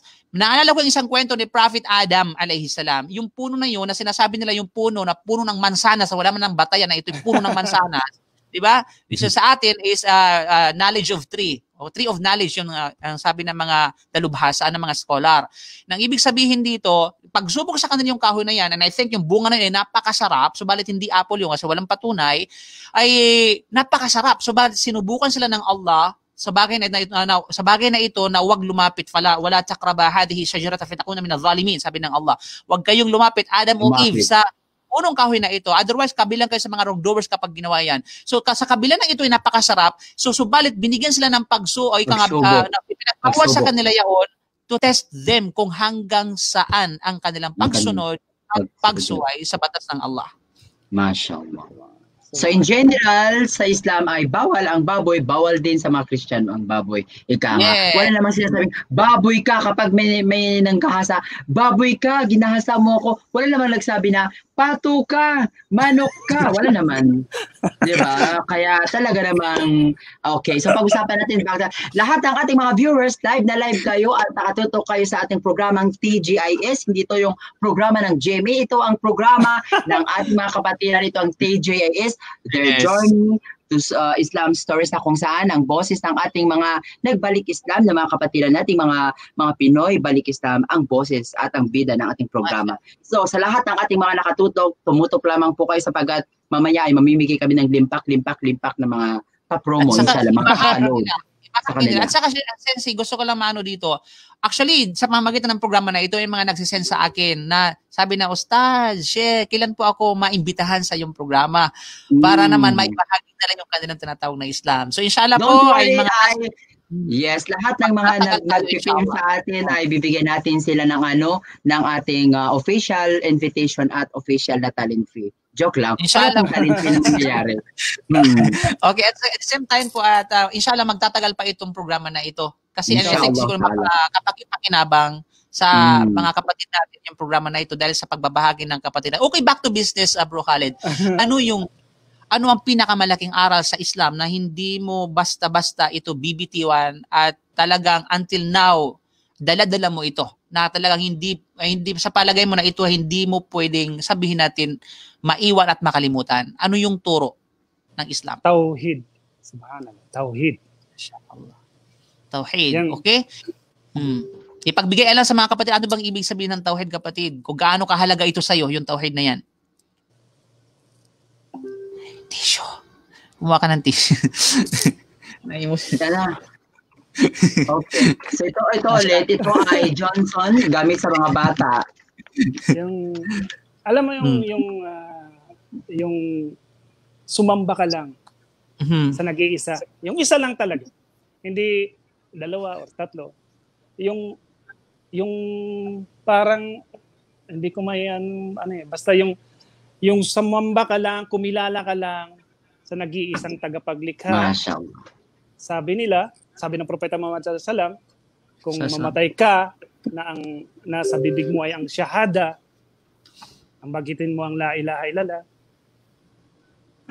ikaw ay papasukin alas sa paraiso. At mashallah, napakadakilang Allah subhanahu wa ta'ala sapagkat kahit sino man ang pwede niyang gabayan ay magagabayan at sino man ang kanyang naisin na hindi magabayan sa Islam ay ito ay hindi magagabayan. Kaya napakapalad mo kapatid na Khalid sa iyong desisyon, mashallah, na pag-aralan, yakapin ang pananampalatayang Islam sapagkat dito lang natin nararamdaman at nasusumpungan ang tamis ng pananampalataya, ang tamis ng kapatiran, ang tamis ng ikanga ng ating pagsamba sa nag-isang Diyos at tagapaglikha, ikanga. Yan ang kinakatakot ko, Ustads. Yan ang isa sa kinakatakutan ko. Sa totoo lang. Isa sa hindi ko talaga makalimutan yung isang hadith na nagsasabi na yung one length na papasok ka na sa paraiso dahil sa qadar na nakatakda sa iyo is ilalagay ka ng Allah sa impyerno. Ngayon, meron namang yung namang isa na isang dipa na lang na makakapasok sa impyerno, makapasok sa impyerno dahil sa awa ng Allah ipinapasok siya sa paraiso. Ang kinakatakot ko doon kung alin ako doon. Subhanallah. Subhanallah. So, kumbaga nagsusumikap ako. Ang kinakatakot ko baka one day makagawa ako ng makagawa. Yun talagang kinakatakot ko.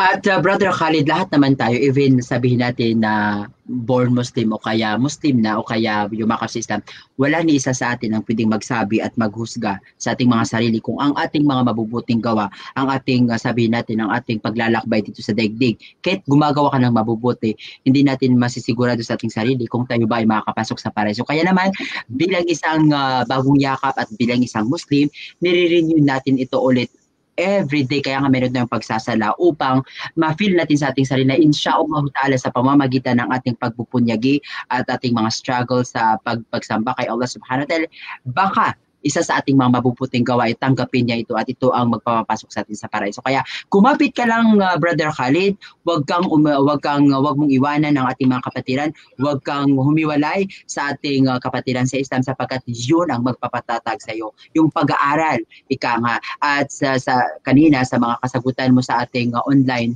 sa virtual, na ang isa sa mga natutunan mo ay mas damihan pa ang ating mga kaalaman sa pananampalatayang Islam sapagkat nung nagkaroon ng pandemic, sino ang mag-iimam sa iyong asawa? Paano ka mag-iimam kung wala kang kaalaman sa Islam? At kaya nga, napakaraming ibinigay ang Allah subhanahu wa ta'ala na pagsubok. Ngunit maraming mga biyaya na ating natutunan sa pandemya na ito. Kaya nga bro, ngayon kasi may napanood ako sa YouTube, hindi ko kilala yung nag-lecture, sabi niya. Kahit anong mangyari, kahit anong nagawa mo, kahit akala mo is masama na yung nagawa mo, huwag mong kaliligtaan ng sala, sabi niya. Magsala ka lang. Kahit may ginawa kang masama, magsala ka. Sabi niya, kahit anong ginawa mo, magsala ka. Huwag mong kaligtaan kasi yung sala, yung intervention. Doon yun, kumbaga, isa yun sa hinahawakan mo ba? Ustad, Alimuddin, ano yung sa natin sa Quran, yung ang pagsasala ay ito ay nagpapahinto sa isang tao sa paggawa ng kalaswaan. Tama? Ay tunay na sabi ng Allah sa Quran, inna salata tanha 'anil fahsya'i wal munkar wa la dzikrullahi akbar. Tunay na ang pagdarasal ay nagpipigil sa isang tao na gumawa ng kahalayan at paglabag sa Allah subhanahu wa ta'ala. Ustad, Alimuddin din yung hadith patungkol sa sala na kung saan ito ay unang-unang sa paglilitisin tayo ng Allah subhanahu wa ta'ala sa araw na yun, ang unang-unang itatanong sa atin ay hindi ang ating degree, hindi ang ating mga asawa, hindi ang ating marangyang buhay dito sa daigdig, kundi ang sala. Hadith yun, inshallah. Yes. Totoo yan. Yes, Bro Khalid, may tanong ka? Hindi. Ano ko lang kung gaano ka-powerful yung sala. Kasi sa social media, di ba sa Facebook, kahit anong iwas mo dyan, kahit anong iwas mo sa Facebook, may lalabas dyan. May mag-a-appear dyan. Alam mo na, yung mga porn. Fitna. Alam mo yun, yung fitna. May lalabas dyan. Ngayon, papasok sa'yo si Shaitan. Pindutin mo, i-play mo. Ganun ba? Ang mag-prevent sa'yo is mamaya magsasala ka. Anong ihaharap mo ngayon sa Allah? Kaya imbes na pipindutin mo siya, ganun mo na lang. Kung ako sa'yo, Kuya Khalid, kapag nag-pop up yun sa phone mo, huwag mong pindutin. Bakit? Scam yun. Nako, kukunin ang email address mo at kukunin ang mga SIM card mo lahat-lahat. Kaya sa lahat ng mga gustong pumindot dyan, nako, dahan-dahan kayo sa pagpipindot. Lalo pa yung Lalo po yung nagpakita ay si Ivana Alawi. Ay, naku. Hindi ko kilala yan. Pero ang alam ko. Okay, let's move on to Hindi, another meron topic. talaga. Anyway, Meron. gusto ko lang ma-emphasize patungkol sa kasi napakahalaga niyan. Kasi Tama. bakit? Ano yung nakikita mo bago magdasal? Ano ang nakikita mo? Ano yung mga sabihin natin ginagawa mo bago magdasal? Dala-dala mo 'yan sa pagdarasal. Kaya nga sa isang Muslim, tiyakin niya kung ano ba yung ginagawa niya bago siya magdasal. Mabuti o masama. Kapag mabuti, walang problema, alhamdulillah. Pag masama, kailangan iwasan. Kasi bakit? Doon yung storage. Kasi ang storage ay ang puso mo. Okay? Kaya kung hindi mo alam kung ano yung ginagawa mo kanina, sa pagdarasal malalaman mo yan. Kasi doon mabubunyag kung ano yung inililihim ng iyong puso. Na kung kayo mga kapatid, still connected sa Allah subhanahu wa ta'ala sa pamamagitan ng salah, dahil nga yung pagdarasal ay isang connection. Salah is silah. Ibig sabihin, it's a connection between you and Allah subhanahu wa ta'ala. So, if you cut that connection, doon na magiging walang saysay ang buhay mo. Maging walang silbi ang buhay mo.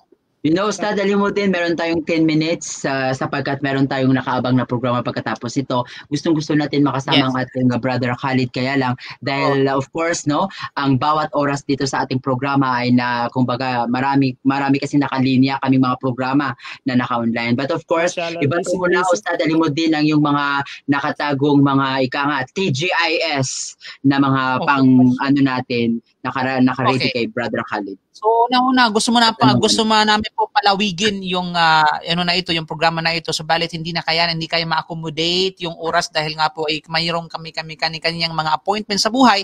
Subalit kami po ay nagpapasalamat sa inyo sa panonood ninyo. Patuloy kayong sumubaybay at na meron kayong natutunan kahit papaano sa mga programa na ito. Alhamdulillah.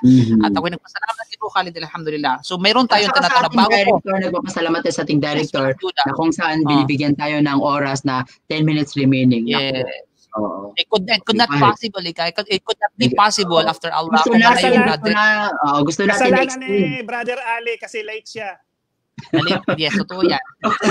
Okay, but anyway, meron akong final question sa iyo, Ika nga, bago tayo magkaroon ng sabi ng formal na, which is bahagi ng programa, bilang panghuling mga katanungan, describe yourself in one phrase. MashaAllah.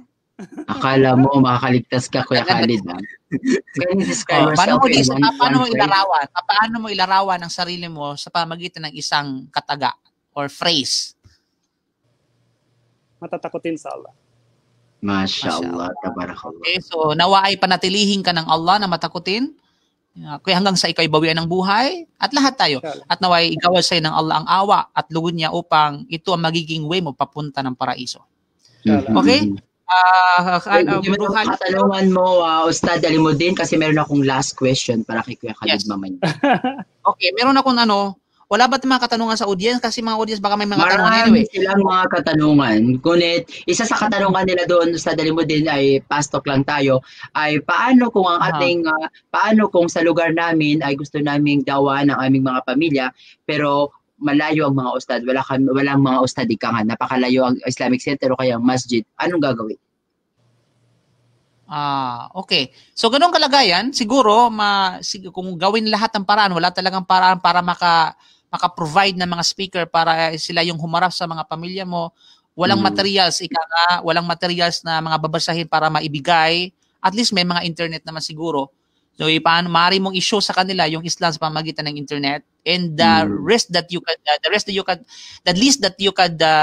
could do is to show them what is Islam inside you. Kaya kasi kung malayo ang kanilang lugar, ay mahirap din ang internet, lalong-lalo na ngayon na walang ABS-CBN. Hindi sa pinopromote ko ang aming kumpanya, pero mahirap makarating sa kanila ang But of course, sabi ni Ustad, alim mo din, napakaganda na iparating natin sa kanila sa pamamagitan ng ating mga mapuputing gawa para sa kanila. Yes, utay lang. Ano mang yung nalaman mo, maaari mong ibahagi sa kanila, and don't indulge into debate.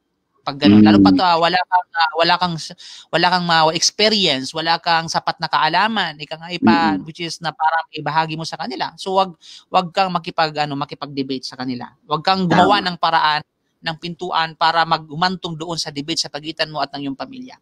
Okay. At dahil dyan, meron mo din ay ibigay mo na ang iyong mga katanungan, mashallah. Sa lahat ng ating mga taga-subaybay at mga viewers, thousands ang ating mga viewers all around the world, ay kayo ay nakatutok sa TJS na kung saan ay narinig nyo ang boses ng isa sa ating mga nagbalik Islam, si Kuya Khalid Bostenera from Bicol, na kung saan, mashallah, ay marami kayong matutunan at I'm very sure sa pamamagitan ng mga questions and informations ay pwede kayong manalo mamaya sa aming mga ibibigay ng mga questions with load from Coach Amera. Why does mo din? Alhamdulillah. Okay, so meron akong nakalaan dito. Pagpipilian mo lamang ito, walang lusot. Walang kang lusot dito. So meron tatlo dito. Na kung sa pagpipilian mo lang. Of course, hindi yung mga chocolate. Ano ba? Chocolate or ano? Hindi yon. Okay. So, ano po, okay? Una is, anong gusto mo po? Happiness or sadness? Mashallah. Hirap ng tanong, Kuya Khalid. Ang hirap Mm-hmm. Siguro maganda ang sadness. Sadness na matututo Bakit? ka, ika nga. Justify. Bakit pag- mo napili ng sadness? Kasi pag malungkot ka, kumbaga napapalapit, kumbaga humingi ka ng tulong sa Allah eh.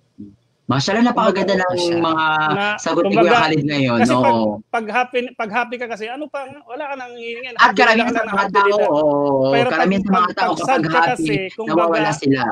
Nagiging helpless ka. Nagiging At helpless mas ka. malapit ka kay Allah subhanahu wa ta'ala. Napakaganda naman. Kailangan mo ng tulong.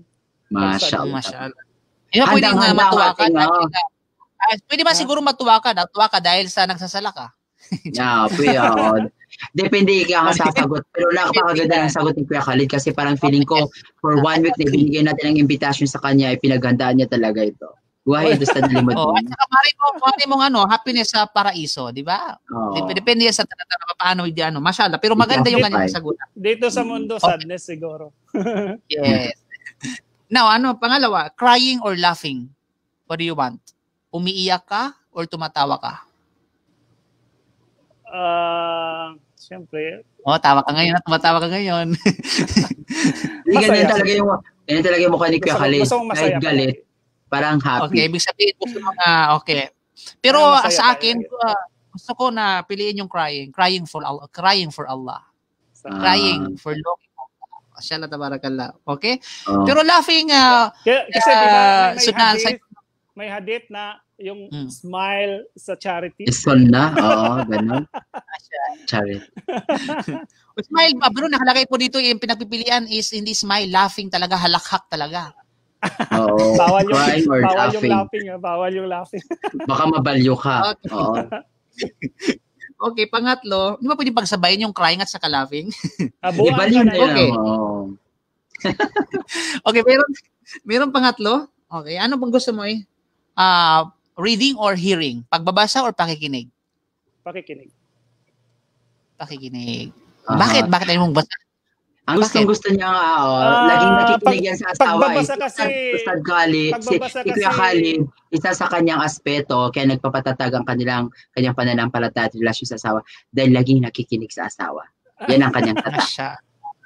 Hindi, pagbabasa kasi, minsan nagbabasa tayo na hindi naman natin naintindihan. Kagaya ng pagbabasa ng Quran. Marunong tayo magbasa ng Quran, pero hindi natin naintindihan. Pero pag nakikinig tayo, actually, pero mas malaki natuto ako mag-recite dahil sa pakikinig ng Quran. Subhanallah. Mashallah. Pero sa Quran, pag pinag-usapan yung reward, mas malaki ang reward na nagbabasa. Kahit hindi mo naintindihan. Pero mas maganda yung makinig. Yes, di ba? Pero mas maganda siguro i-combine natin, magbasa at makinig. At kasi kung hindi nakikinig, for example, paano yung mga viewers natin na sila ay nakikinig sa ano na ngayon. Kaya napakalaga din yung makinig. At of course, yung pagbabasa, kailangan din magbasa sapagkat sa pamamagitan ng mga comments at suggestion comments ng ating mga viewers, ay doon natin nakikita kung talagang naka-off ba ang ating camera o hindi. Kaya pagbabasa at pakikinig, both are very essential tool. Mashallah, tabarakallah. Okay. So, mashallah, tabarakallah. So, ito po yung tatlo lang po yung mga katanungan na mula sa pagpipili. Alhamdulillah. So, napagtagumpay mo po yun. Mashallah. At mayroon akong pinakalas na katanungan bago ka magbigay ng pinakabuod, Ustad Alimuddin, at bago natin bigyan ng pinakahuling pananalita si Brother Khalid kasi both of you are magbibigay ng pinaka-remark. So, my last question, Kuya Khalid, bago tayo mag-end ng ating programa, ay sa lahat ng mga natutunan mo sa buhay mo, nagkaroon ka ng asawa, asawa, mashallah, na isang mananampalatayang Muslima, at sa dami ng mga nangyari sa'yo, from deportations, nakabalik ka, lahat-lahat. Sa lahat ng ito, ano bang natutunan ng isang Kuya Khalid Bostanera sa lahat ng pagsubok na kanyang pinagdaanan? Paano siya naging matatag? Yes. At for example, may nanonood ngayon na katulad mo, na katulad ng life mo, ay ano yung may papayo mo sa isang katulad mo na nagdaan sa mga maraming pagsubok at paghihirap? Go ahead, Kuya Khalid. Pinakang importante talaga, sabar. Magtiis. Yan yung pinaka-importante. Kahit anong dumating sa buhay, saka tiwala sa Diyos. Pananalig, pananampalataya. Yun ang pinaka-importante. Manampalataya ka na lahat ng nangyayari sa iyo is kaloob ng Diyos. Kumbaga, ito na yung itinakda sa iyo. Mangyayari kung ano yung nakatakda sa iyo. Ngayon, hindi mo matatanggap to pag wala kang sabar. Ngayon, itanggapin mo lang na ito yung kaloob, magtiis ka, kasi meron ang pangako sa atin ng Allah. Pangako naman siya sa atin. Inshallah, makayanan natin. Alam mo, Ustad Alimuddin, kapag nagsasalita si Kuya Khalid ay para gabang talagang swak na swak at feel na feel, damang-dama ng kanyang puso, ang kanyang pananalita. At nawain inshallah, Kuya Khalid, pagkatapos ng pandemya na ito ay magkaroon tayo ng banding with Ustad Alimuddin at saka ako, sapagkat ang lalayo natin, nasa Yanbu ako, nasa Makkah siya. So we're looking forward na ikaw, of course, ang organizer, at of course, ikaw mismo ang magluluto para sa amin. Pwede ba yun? Siya talaga yung manlilibre. Ay, ganun ba? Kasi kung pag hindi mo yun, mura ka sa mga muskila. Ay, hindi, sorry. Hindi ako pupunta kasi kabsta. So, mga kapatid, inshallah ay bigyan natin ng pinakahuling pananalita ang ating butihing guest ngayon bago magbigay ang pinaka-final remark ang ating butihing Sheikh na si Ustad Alimuddin.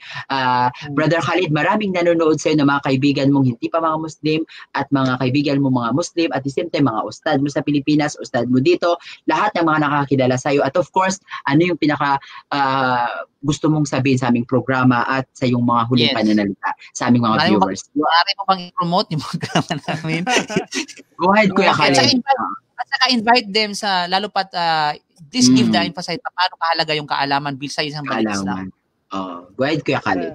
Inshallah. Bismillahirrahmanirrahim. Alhamdulillahirrahmanirrahim.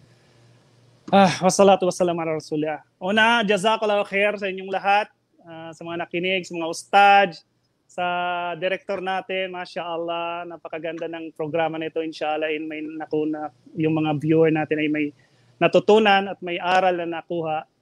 Alhamdulillah, at ako'y pinagkalooban nyo ng chance na maging guest sa inyong TGIS, Masya Allah. Although hindi naman to yung programa sa GMA, may hawig naman tayo sa kanila, alhamdulillah. Di ba? Artista ini ka nga. Payo ko lang doon sa mga kapatid nating mga Kristiyano.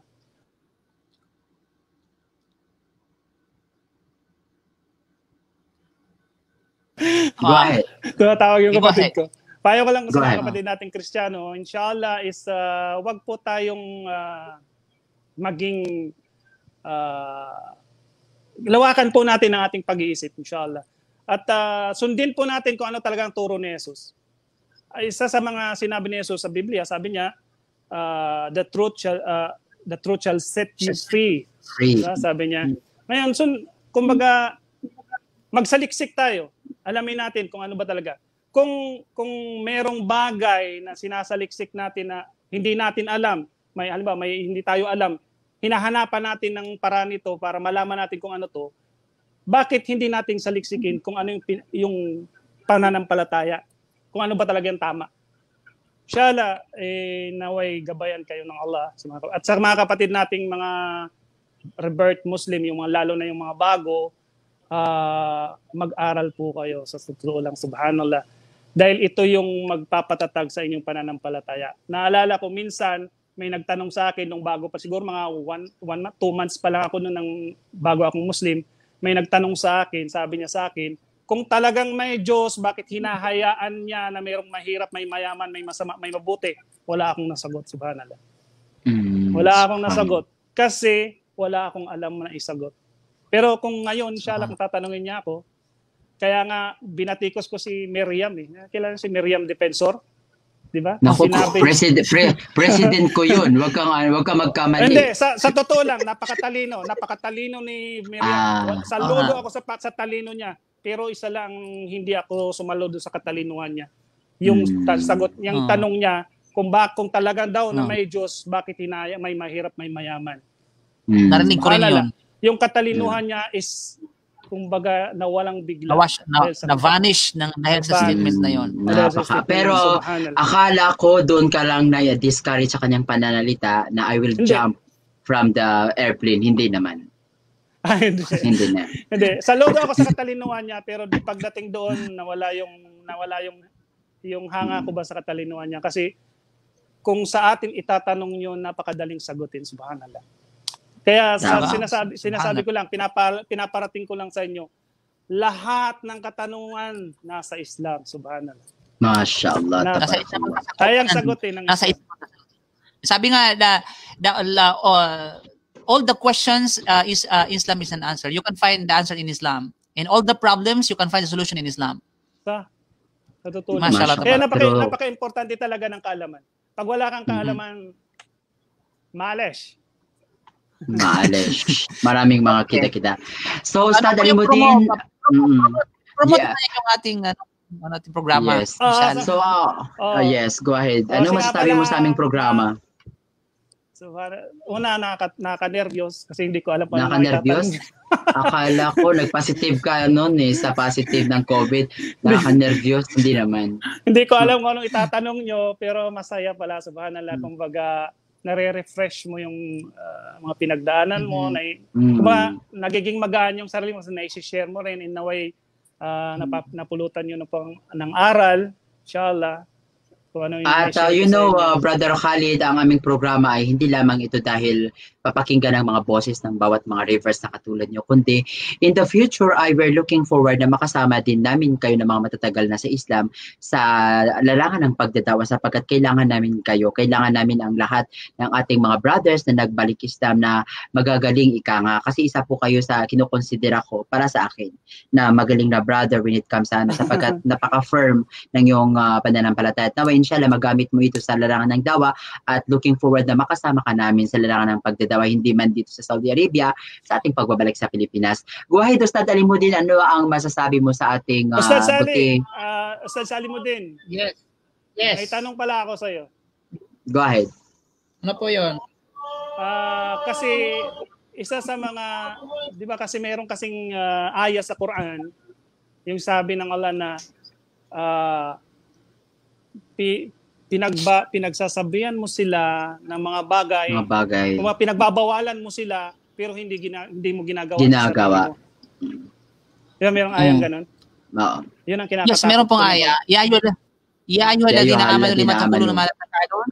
Kabura maqtan 'inda Allah an taqulu ma la taf'alun. O kayong mga manampalataya, bakit yung sinasabi ang inyong mga hindi mo ginagawa, samantalang pagsasabi sa mga bagay na hindi ginagawa, ito ay kapuot-puot.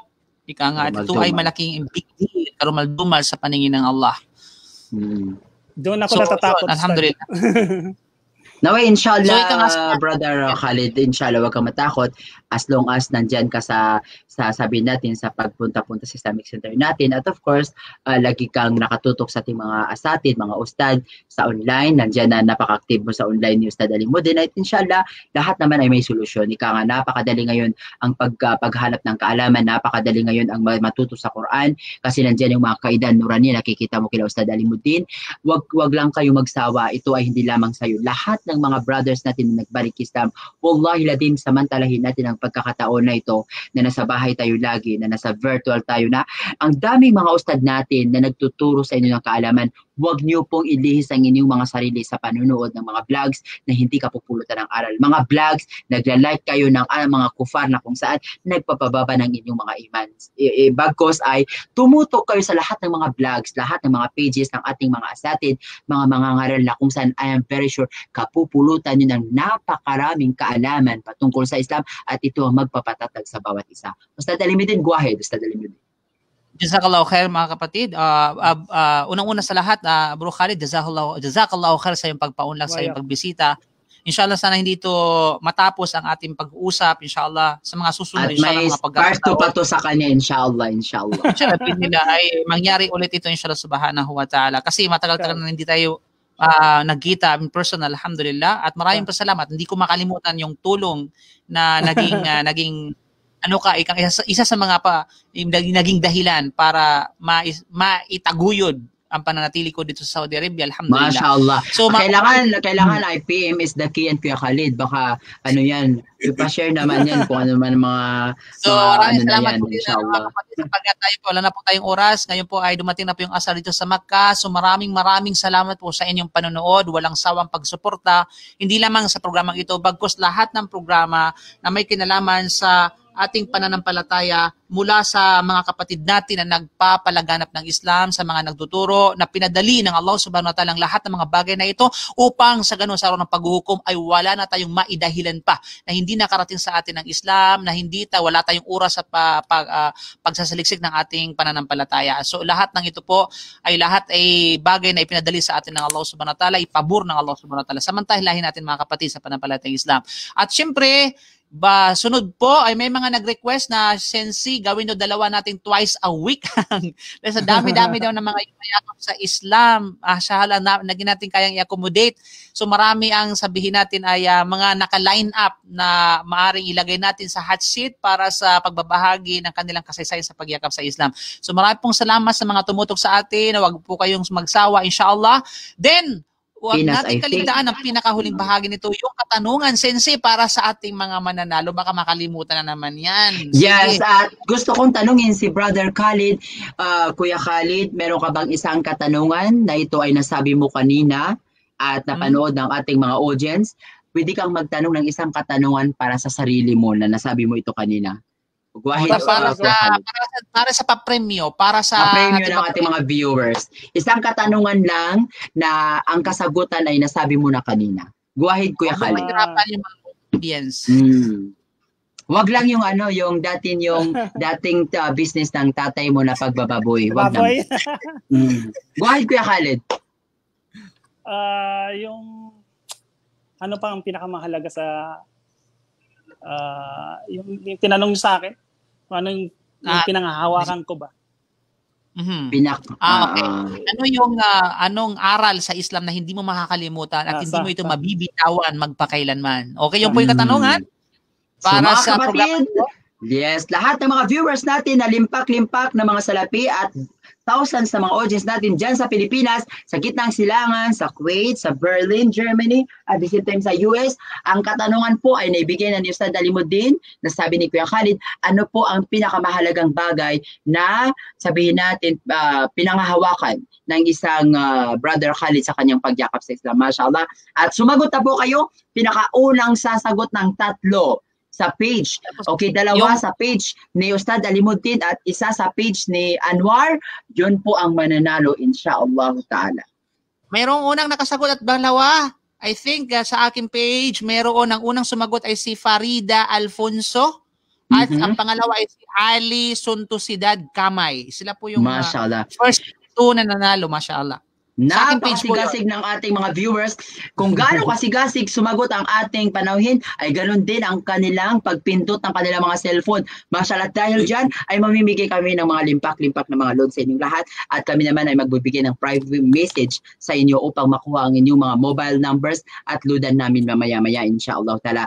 Sa lahat ng ating mga viewers sa ating panauhin, Kuya Khalid, maraming salamat sa iyong oras at sa pag-accept ng aming invitation, sa aking ka-co-host na si Abu Safia na walang sawa sa pagsuporta sa lahat ng mga dawa page, dawa sa online at dawa digital, at lahat ng ating mga asatid at mga mangangaral sa bawat sabihin natin Islamic Center at sa bawat sa bawat country, sa Pilipinas man o dito. Maraming salamat sa pagsuporta ng mga programang pangdawa. Ito po ang TGIS na kung saan sumasalamin sa boses ng ating mga boses ng ating mga nagbalik Islam. Ito their journey to Islam stories. It's really matters. Ustad Alimuddin.